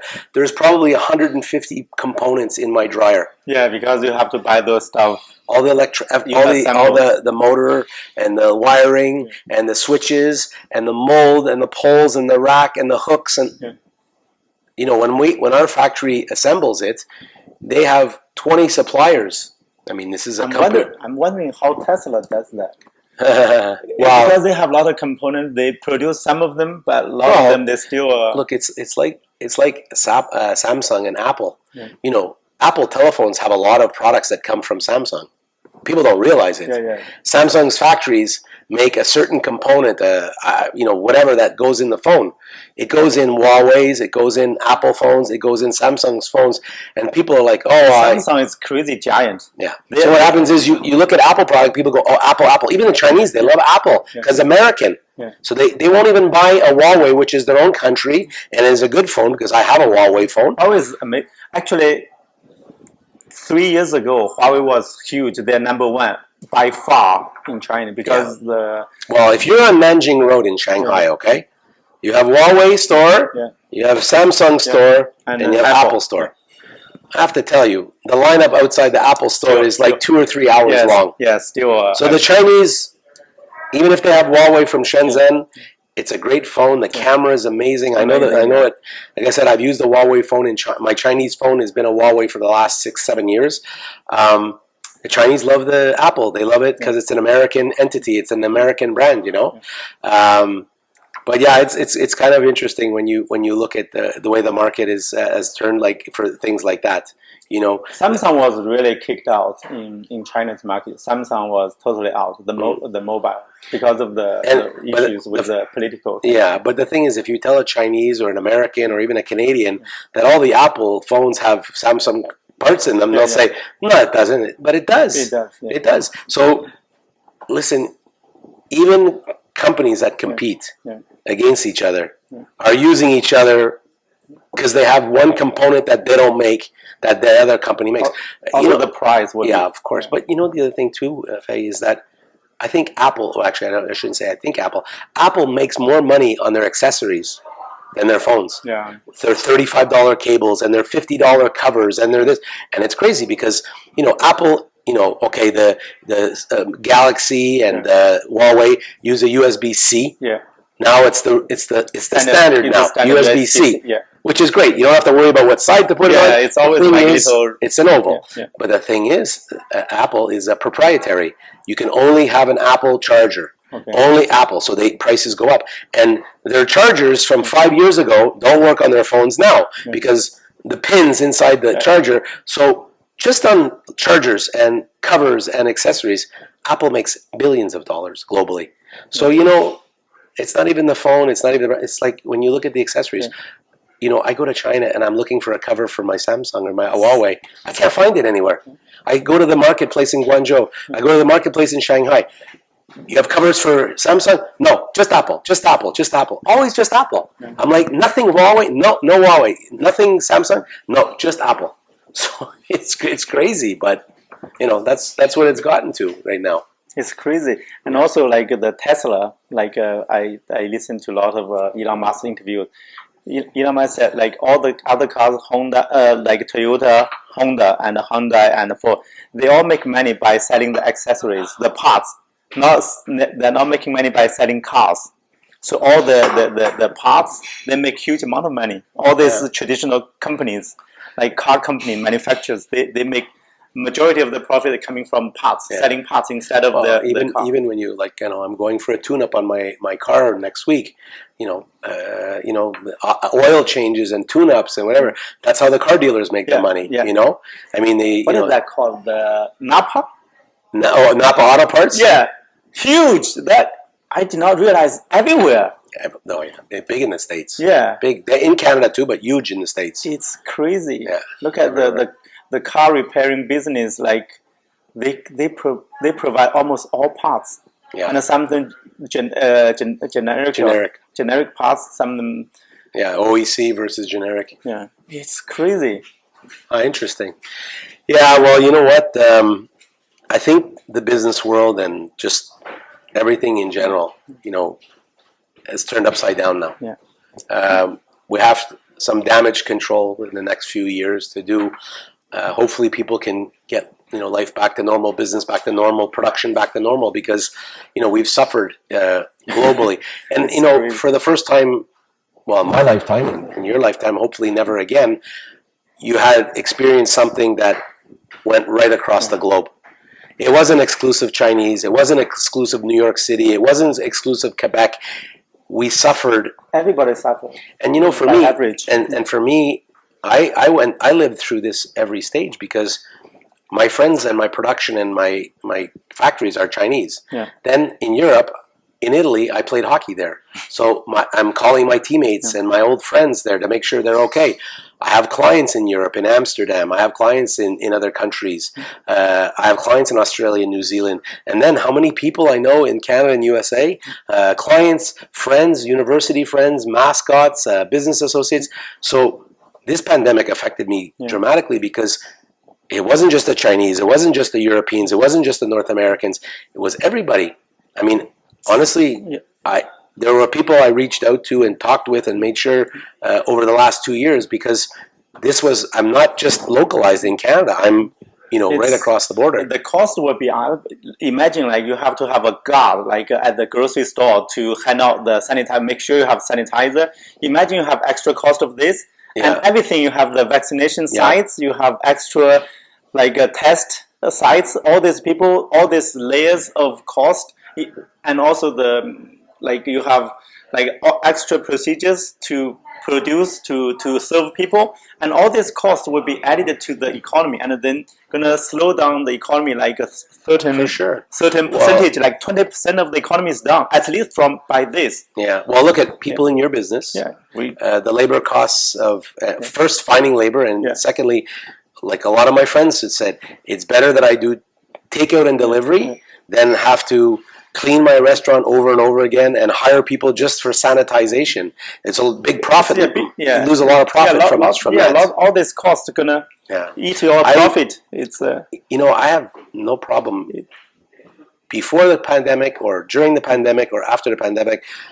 I have no problem picking up my food or having it delivered and paying somebody a nice tip to bring it to my door, because I don't have to go in my car. I don't have to take a chance of getting into an accident. I don't have to have wear and tear on my car. I don't have to put gas in my car.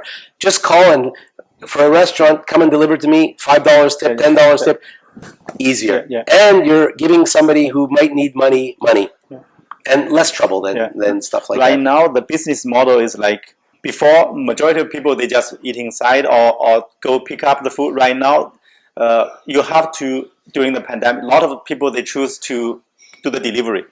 If the delivery, you sit at home doing nothing actually, so like you are not making money or losing money, but the delivery make extra people working, the drivers working for you give them tips and the delivery fee, and the restaurant got commission taken out, and then like extra people working for these drivers.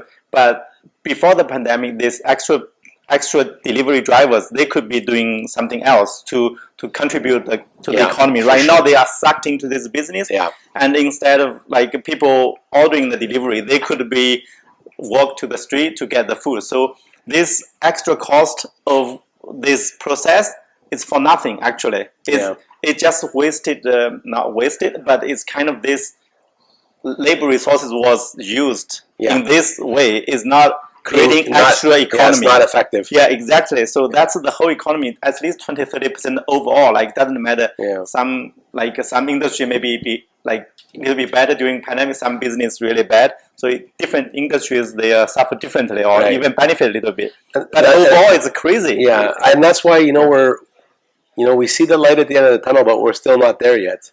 Hopefully, another. I don't know. This variance is crazy. Like they have to. I'm a believer of vaccines, and I'm not afraid to say it. And my 3 kids are vaccinated. My family's all vaccinated. My mother's got pre-existing conditions, so I'm vaccinated. I'm vaccinated too. And the thing is that people are entitled not to be vaccinated. People are entitled to be anti-vaxxers, but. As a collective. But in general, the data shows that the vaccine is saving far more lives than people that are not vaccinated. At least from the data, it's effective. And if you look at what's happening in the States, the Delta variant is running through and affecting all these people that are not vaccinated. And I don't know, you've got the CDC that's officially taken it off as an emergency medical drug to approved drug, and people still don't believe it because they expect, a drug can't get approved unless it's been tested for 10 years, but they put billions of dollars behind this to test that thing. I heard another version for the FDA approved. They said approve the biotech, not the Pfizer thing. So like some of the vaccine, you have to test with the insurance company. So even they FDA approved, but it's not all Pfizer's they approved. Like it's a little bit tricky, but like play with the words, the wording game. Yeah. The first thing I heard, I don't know, because you have to check with your insurance company, because the FDA thing is most probably for the insurance company. If not approved by FDA, your vaccine, anything caused by that, the insurance won't cover. Yeah. So that thing is like it's not like everything approved by Pfizer for Pfizer. I get it. It could be true. It could be fake as well. I'm not sure. But I get it. I just you know what? In my case is, I've seen people look since they started giving the vaccines.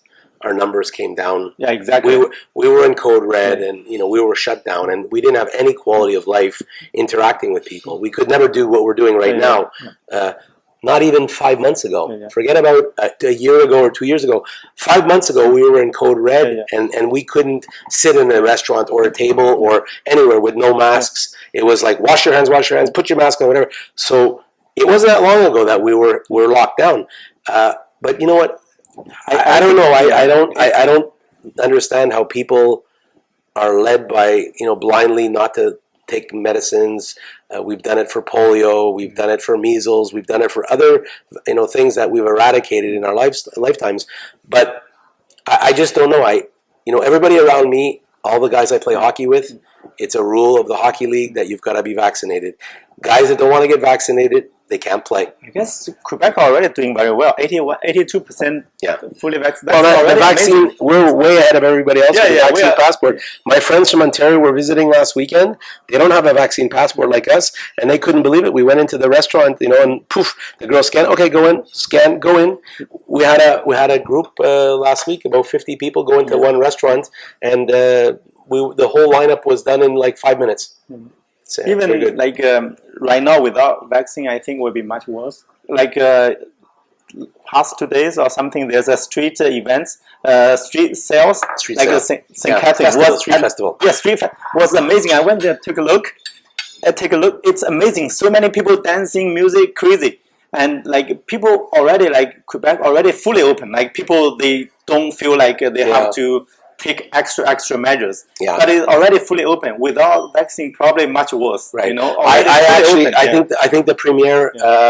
I think the premier of not necessarily that I would vote for that party or not, but I have to tell you, I find that the premier of Quebec Legault did a very good job. I know a lot of people will always criticize, but I think in general, when we compare ourselves to the rest of the country and even to the U.S., he's done a really, really good job, and like you said, a high percentage are vaccinated, and we were at the forefront of the passports and things like that, and that's very important because when your hospital rates, your hospitalizations, your the amount of people that die, the amount of people that are hospitalized are dropping very quickly.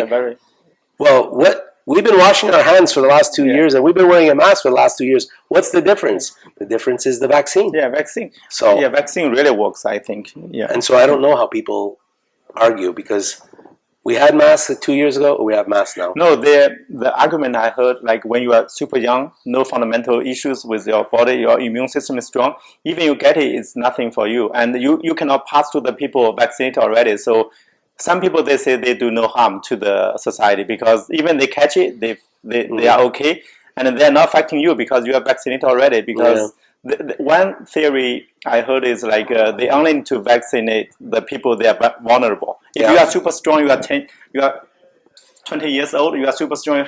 You see all the athletes, they all get those kinds of. Nobody's showing any symptom because their immune system is too strong. It's like brush it off, even they don't feel it. And then people need to protect already vaccinated sometimes. So some people say, oh, it's not a big deal, but it will help collectively. If you increase to the 90%, that would be much better, right? Of course. The philosophy, I had just to put more money in my meter. The philosophy of vaccines is like insurance. My father, growing up, was an insurance broker. And he used to always tell me one funny expression: you don't know how good your insurance is until you have to use it. Yeah, exactly. Right? So if you have this restaurant and you buy insurance for 20 years and you never have a claim, you never have a fire, you never have a flood, no one ever gets sick in your restaurant, then all of a sudden you have, God forbid, a fire or a flood and your restaurant's ruined, you say, oh, I have insurance. But that's a safety. And a vaccine is like an insurance. It's, people that say things like this, I'm young and I'm healthy, they're not doctors. I'd rather listen to a doctor who's gone to medical school for 5 years, 8 years, is a chief of this department or that department, not somebody who says, I'm young and I'm healthy and I won't get sick. It's not true. You're not a doctor. Don't say that, because there's always a chance of someone getting sick. But you know what? The statistics show, and the doctors say, and FDA, CDC, Health Canada, get vaccinated and do it. And you know what? You know, people who do, I'm happy for them. It's funny for the insurance thing. Actually, I can testify that, because the first wrestling in the Cody Nash, we lost in a fire. Seriously. Did you have insurance? I did have insurance. I got it from the previous restaurant owner. It's a small restaurant, 40 seats, very small. First business for me and first time restaurant owner. Yeah. So I just copy everything, the same agent. Yeah. The commercial insurance have to go through agent, right? Right. Same agent and the same copy, the same policy, and I pay the same money. So when the fire happened, I call them, and it's minimum. You have liability always $2 million. Yes, of course. But your own cover for yourself is minimum. Was really, that time I suffered a lot. My father went through that a lot. The friend I told you about that closed his restaurant, he had an incident too. And then when my father saw his policy, my father wasn't representing him then. He says, you don't have enough insurance. Yeah, exactly. And so after that, he was insured with my father, and he said there's nobody that was like him, took care of the clients. But you know, that's unfortunately, people think that they're getting coverage, and they're looking at how much they're spending versus what they're getting for coverage. That restaurant was 40 people. How many people in this restaurant? This one almost 100, because like 40 downstairs, 60, 40 some. So that one, I learned that really hard lesson. What is the third party for the insurance? The third party appraiser? Appraiser. Appraiser. Yeah. When adjuster, appraiser showed up, and he, like, I walked through, like, with him in the restaurant, was kitchen, everything, that total loss. And he looked at the policy I had.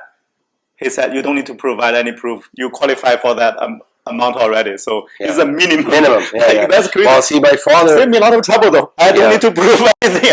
I did not need to provide... I'm sure you would have liked the proof to get more money. My father told these many stories, because, you know, a good broker always has good adjusters. But on the same token, you know, it's... A lot of times my dad came into situations where the restaurant or the bar was underinsured. So when there was a claim, sure, you're going to get some money. The thing is, you know, when your building is worth $1 million and you're only insured for $500,000, you know, it's tough.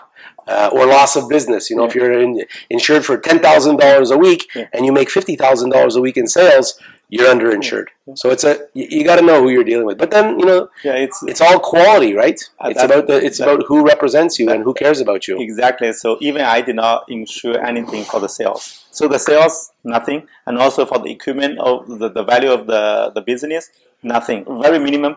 Even I kind of try to, in my head, I would try to blame the agent, for the insurance agent, because he did not tell. Every year he just call me, okay, just renew, okay, renew, send the check, and did not explain me, okay, you probably after 4 years, 3 years, your business is going well, you probably need to change some policies. Terms. Yeah, sure. Me too. In my business, I have like I sell a product that's electric, right? Yeah. So I mean, I have to be insured. Yeah. For us, $2 million is a minimum. We have some clients, they want 5 million, 10 million, because not that it's ever happened before, but like you're selling an electrical product, right? A toaster, an oven, an alarm clock, anything gets plugged into the wall. Yeah. It has to be certified, right? There's a higher risk for electrical fire and things like that. So you have to make sure you're insured. And I mean, a lot of times people didn't cover themselves. Yeah. And it's funny because I'm writing a book right now about my cycling and my entrepreneurial experiences, and one of them is about the professionals that represent you, whether it's a lawyer or a notary or an insurance broker, right?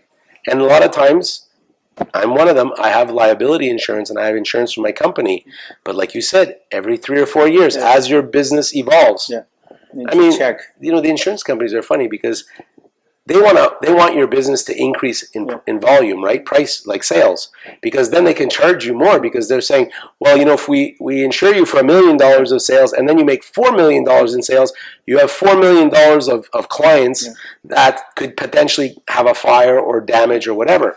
So they want to increase the price. But like you said, you have to check your policy regularly. But I'm going to make this conversation part of my book. What I learned, even I double checked to this broker, like he's Chinese. Mm-hmm. Actually, if I only add every year the premium $700 whole year, that's not a lot.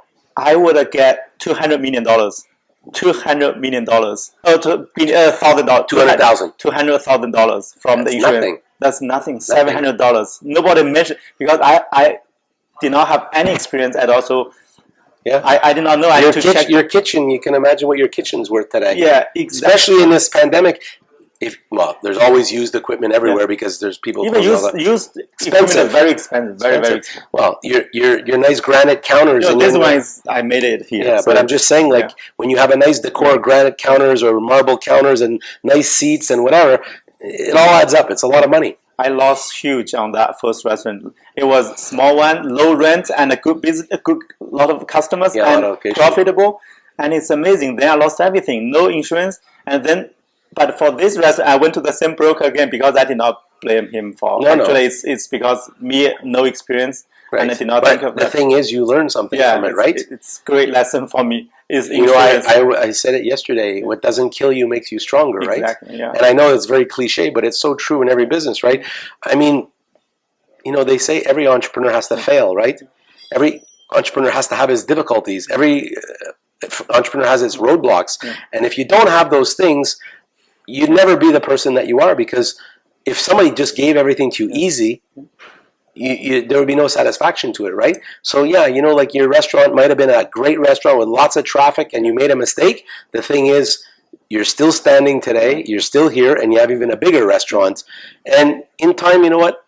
You and everybody else in the restaurant business and every other business in the world will eventually come back to normal. You know what? We're going to be in a few years, 2-3 years from now, and we're going to look back to 21, 20, and we're going to say, wow, the thing is, in your lifetime, it's a year or 2 years or 3 years. It's a lot when you're going through it, but when you're past it, you look back and say, the world was sick for 3 years, but now the world's back to normal.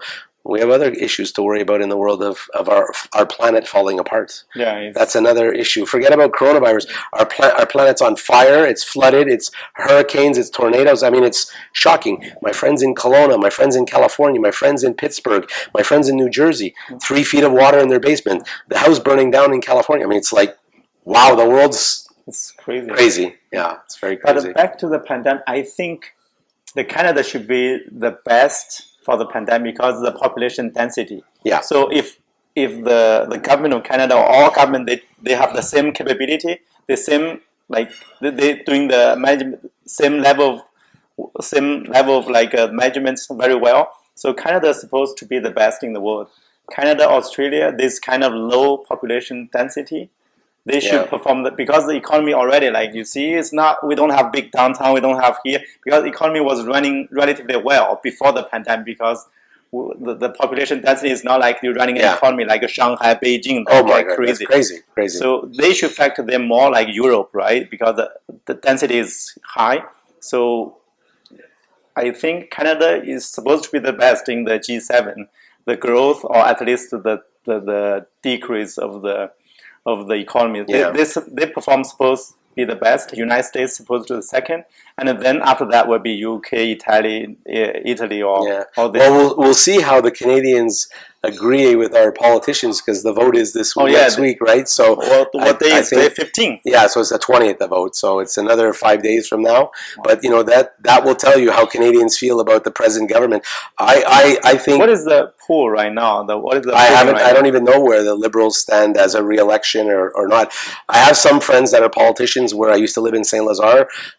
They're very, very well-liked candidates, and if the Liberals or that party doesn't get reelected, I know these people will because they're very involved in the community, and they're the politicians that make a difference, that actually care about the people and get their hands dirty and go help when there's floods and go help when they need assistance. And so we'll see. It's not an easy time for anybody. You look at the guy in California. They're deciding if the governor of California is going to stay now or if it was yesterday, right? I don't know. I didn't even see the news this morning. So no news means stays, I guess. No news is good news. Yeah, no news is so good news. I literally got up this morning. I took my dog for a walk. I cycled. I got ready for our interview, and unfortunately I didn't have time to sit down and enjoy a half an hour of news. But like I said, it's been a tough year, 2 years for everyone. It's not easy to be a politician. It's not easy to be a teacher. It's not easy to own a business. It's not easy to be an entrepreneur. It's just not easy anywhere. I mean, when you look at things like I said earlier about the dollar stores, shelves being empty, that's unheard of. That's never. So it's a sign of the times. Imagine you are owner of a Dollarama. Well, they're still making money. It's just that it's very uncommon to see a one aisle empty. For all the other 10 aisles that are full, they're making money. So there's not a problem. But logistics from China is a very big issue. Freight and like I was saying earlier.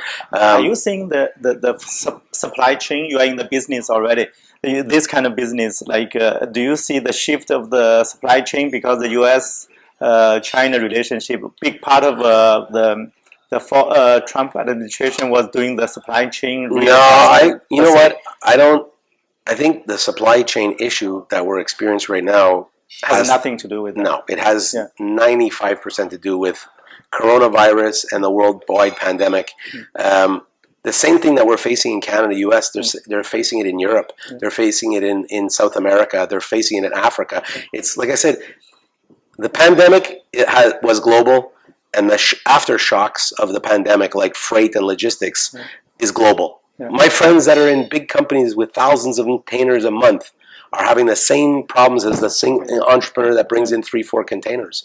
It's just availability. And like I was telling you early, if you don't take the container, there's 5 guys waiting in line. Within an hour, they're going to take it from you. So it's tough. It's tough. It's definitely tough. So there's no shift, I know, I read Chinese news, the Samsung, for example, they were kicked out of China a few years ago, but they set up the whole supply chain in Vietnam. So the report may not be accurate. The whole supply chain, for Samsung in Vietnam, counted for 10 to 15% of their GDP. For the whole the country, because they have to have hundreds of factories to produce their small stuff inside the cell phones. Absolutely, yeah. So the whole supply chain they moved to Vietnam. But look, if you look at microchips, wherever they're produced, there's a shortage. So for your cars, for your electronic devices, and for your cell phones, that's why an iPhone is $1,500 now. It's crazy. I went to change my phone recently. all the cell phone companies changed their policies. Now there's a monthly charge for your cell phone. Before they used to say, oh yeah, give us a 2-year contract, we give you a free phone. They don't have that anymore? No. Now it's, give me a contract, and this phone is $15 a month, this phone is $25 a month, this phone is $50 a month. Crazy. There you go. So when you look at it, so iPhone 13 was released yesterday, so we in excess of $1,200-$1,300 easily, because those phones and the high-end Samsungs are $50 a month on a 24-month lease. So 50 times 24, you see, it's over $1,200. So that's the way now. Jeez. Before they just said, we want your business and we'll take your cell phone business. We're going to give you a phone. We'll work on our deal on the backside with all these guys. But now it's, we want your business. We want you to talk on the phone. But you're going to also pay $15, $20, $50 a phone each month, because we're not giving stuff away anymore. What does it mean? So all the price of everything goes up like that? What does it mean? Like inflation? Inflation. Like highest inflation rates. So 10%, even the salary, wages, everything go up. With salaries, they're not even keeping up with the inflation rates. I mean, if I look at my product, having the freight cost quadruple. Yeah. My dryer, my product might have 10% rate attributed to freight.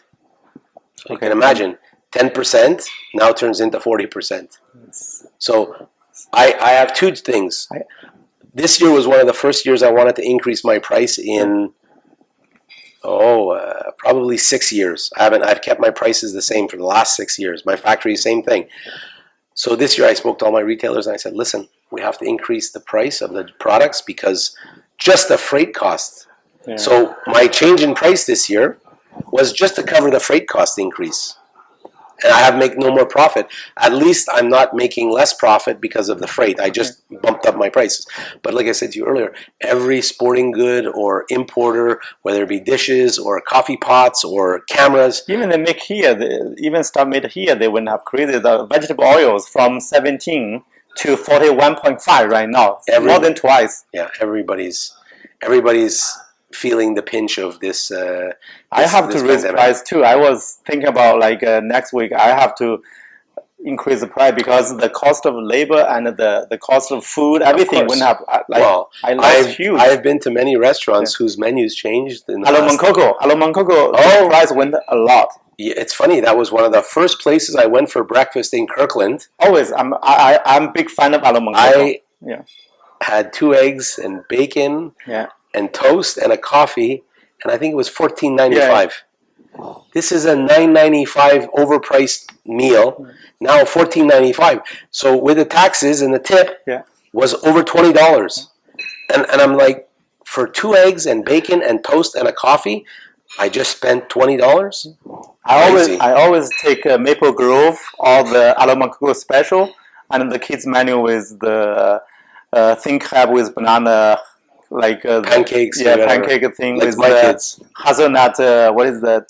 Nutella. Nutella. Yeah, always take that one. I went because before I started taking my daughter when she was 2 years old because I was trying to train her table manners, North American table manners. No table for the kids they go to public restaurant, so you train them to behave and also familiar with people. You are kind of more social. You don't interaction. Yeah, interaction. So girls, they're a little bit shy. My girl was a little bit shy when she's super young. So she was familiar with the rest. We went to Alo Mangkoko Kora at the beginning, Kora and Alo Mangkoko, and also another one on the Sauces, the family small restaurant breakfast. With 3, we rotate every weekend. We go one of them. Oh, that's fun. Yeah. So after the pandemic, we went when they opened. We went to the Alo Mangkoko in Kirkland. Yeah. The Kirkland and the Sauces one, I guess the same owner. It's a Greek guy, I believe. The same possible. Owner. Well, right near my house. So we obviously live close to each other. Yeah. I went last week too. But I saw the price increase. Yeah. And like I said, a lot of restaurants, it's not sometimes, some restaurants, they might have 1 or 2 prices change. They put a little piece of white tape and they put the new price on it, right? Alo Mangkoko, it's a brand new menu. It's a post-COVID menu, and the prices are very, very expensive. Very expensive, right? Yeah, because I go there all the time. Even before even the winter, I went to the solstice one on the solstice. Yeah. That one, even the winter, like Saturday early morning, I went there 7 or 8 and a long line. Winter, snowing. And that's why the business was so good. So they opened a Kirkland one, the new Kirkland one. Near the bureau. Yeah, it's crazy, and I see but they are the big chain, they're big name because it doesn't matter like how expensive. Always have customers want to go there for me. Like of course. Me. But for us, I was really hesitant. 2 months ago, I was thinking about raising a price. Yeah, but because you're a family business. Yeah, we are small and you know the thing is they're a chain, and they can. Some stores they make, you know, sometimes they're corporate stores and sometimes they're owners. But no, I mean, it's very tough to. When you look at your prices of. If we increase $1, maybe less people will come. You know, I don't honestly. To tell you the truth, I think you should probably get that out of your mind. That you know, if you, because I mean, look at Alamo Coco. They put their prices up. Oh, a good 20-30%, which is a lot for breakfast. Yeah. I'm not talking about Chinese food with a lot of meat, pork, and chicken and beef.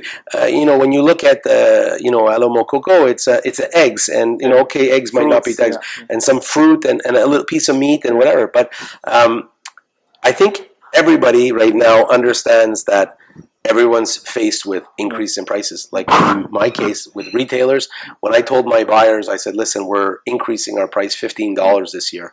And, I was hoping out of a pandemic, I could just raise the price of my product $5 this year, just for me. But then the pandemic came and I said, I can't increase my prices. And then I told them, when I saw the price of freight going through the roof, I said to them, I go, I can't sell you at last year's prices. Moving forward, September 1st, prices from last year are all increased by $15 to take into consideration the increased freight costs. I didn't have one client cancel an order from me. I didn't hear one client complain. And the people that I did speak to that I'm very close with said, Dominic, it's right across the board. Hockey, soccer, football, bicycles, camping, everything is increased in price. And it's just everything's going up. And unfortunately, as consumers, whether I sell wholesale or retail or I buy, I'm in the same boat as everybody. So I don't think increasing your price a bit would change it if it could help you.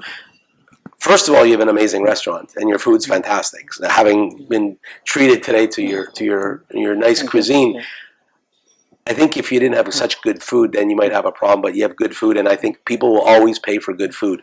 And I really panicked a little bit 2 months ago when I went to the grocery to buy the vinegar or something, boxes. So they told me the big CNT, they told me every week they have price change because they get the containers from China continuously. Yes. So every week they change the price. Yeah. So it's really, like the gas. It's like gas prices, right? $1.20 some days, $1.30 some days, $1.40 some days, and go figure. Like on the West Island, it's $1.40. Well, 42, 43. Yeah, tonight I go to Rigo to play hockey. $1.30. Yeah, just to fill up. 20. I never fill up on Wednesdays. I never fill up my tank all the way. I get enough gas, so I go, and then 10 cents a liter. Yeah. $5 every week times 52 weeks. Yeah. You're talking $260. That's everything adds up. And so, how is it that in Rigo, 30 kilometers away, the price of gas is 10 cents less? And then even in between Rigo and Point Claire, $1.30, $1.32, $1.38, and then we get to the West Island, $1.40, $1.45. It's crazy. Even the eggs for the place, a big box of egg, the price went up some like recently. Also, every week we have the meat supplier, so come here every week I write them checks. It's crazy. It's like went up like. Well, my friend, he has a butcher shop on Roy Street in St. Lawrence. He sells to a lot of Chinese restaurants, and he says, Dominic, they buy pallets and pallets of pork from me because he gets the pork and he cuts it up. Yeah. And he says, Dominic, pallets and pallets for the Chinese for their restaurants and whatever. And like he said to me, he goes, some of my restaurants I have an account with us, and some of the other clients it's a pay on delivery. So it's tough. The competition is quite something else. Yeah, I guess everything at the end they're going to be I don't know what is the end game will look like. It's amazing. You will see maybe the salary, the average salary. Before they were talking about minimum wage of $15. I think they don't need to say that anymore. So might be even higher. Yeah, exactly. So gonna naturally pass that. I think for all of us who are in business, all the entrepreneurs that are out there, both you and I in completely different fields, it's about weathering the storm right now. Stay alive and wait for the good things to come, and then eventually, when the good things come, life will get back to normal. And like I said, for us who have weathered the storm and got through it, it'll make us stronger. It'll make us more knowledgeable. Just like you with your first restaurant and now your second restaurant, you're not the same restaurateur you are now than you were in that restaurant. You've learned things along the way. Even me. I look at how my products developed in the markets that I'm at. I'm not the same businessman I was 10 years ago, 20 years ago, 30 years ago. But I've learned along the way. And for me, people ask me, how's your business going? I'm going, it's okay. I'm paying my bills. I'm staying alive. And right now, that's all that's good right now is to keep paying your bills, stay alive, and keep your head above water. And then when the reality comes back to life and normalcy comes back to life, we'll profit from it. Some people, like our friends we've talked about, they've closed their restaurants, they've closed their businesses, whatever. It's unfortunate because people spend their lives doing this, but they'll find something else to do and they'll find something else to be happy doing, It's evolution. Like I said, it's Darwin's theory of evolution. Yeah, get the, after talking to you, get the confidence a little bit, because well, we're supposed to help each other as entrepreneurs, right? I think when entrepreneurs are together, for me, as a real true entrepreneur, I'm always inspired when I meet another entrepreneur, and no matter what field, he could be in robotics and cars, he could be in the travel business, he could be in sporting goods business, promotional business, or the restaurant business. We all share that common desire and achievement that an entrepreneur does, and we have a rough ride sometimes, even when the world is normal. But then throw in a pandemic and makes life even tougher. But you know what? You have a beautiful restaurant. You have great food, and also and you have your family in the restaurant, which is a big plus. And you know what? In a few months, 6 months, a year, whatever, we'll be looking in the back of this. And as long as you don't drown, keep your head above water. Actually, I was really lucky because I'm not a business person, entrepreneur. I'm not real because I'm really conservative, really cautious. Because when I had the restaurant 7.5 years ago, 7.5, near the Culinary Jewish Hospital, the first one, small one, I did not have any experience with business or restaurant. You thought I was cook. I'm not a cook at all. I don't know how to cook. So we hire people. So I always had a full-time IT job as a financial, the income for the family. Okay. So I lost my job last April, end of April, only during the pandemic. Otherwise, I was always a full-time IT engineer. Okay. So that's why I'm always very cautious. So for the family, I have the income from my full-time job all the time for this 7.5 years. So I was That's learning. your cushion. Yeah, that's the cushion, the buffer zone. So I always learning a little bit about business on the way when I have the stable income for the family. But it's nice that you've expanded your horizons, right? Exactly. You're a more knowledgeable person now. You know more about more things. And people say, the pandemic. There's a lot of good that came out of the pandemic. I invented 2 products that came during the pandemic. We didn't launch it the way I wanted to launch it, but now I have hotels interested in my product.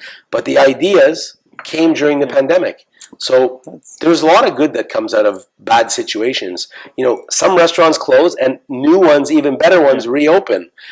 New businesses that are completely related to health and wellness open up. So one thing about entrepreneurs is we have the optimism, right? Yeah, we have to, and we never get tired of learning. Yeah. So you learned a lot about things, but you also learned a lot about yourself, right? You're like, I never thought I would be this. Same thing with me. I never thought I would be cycling 600 kilometers a week.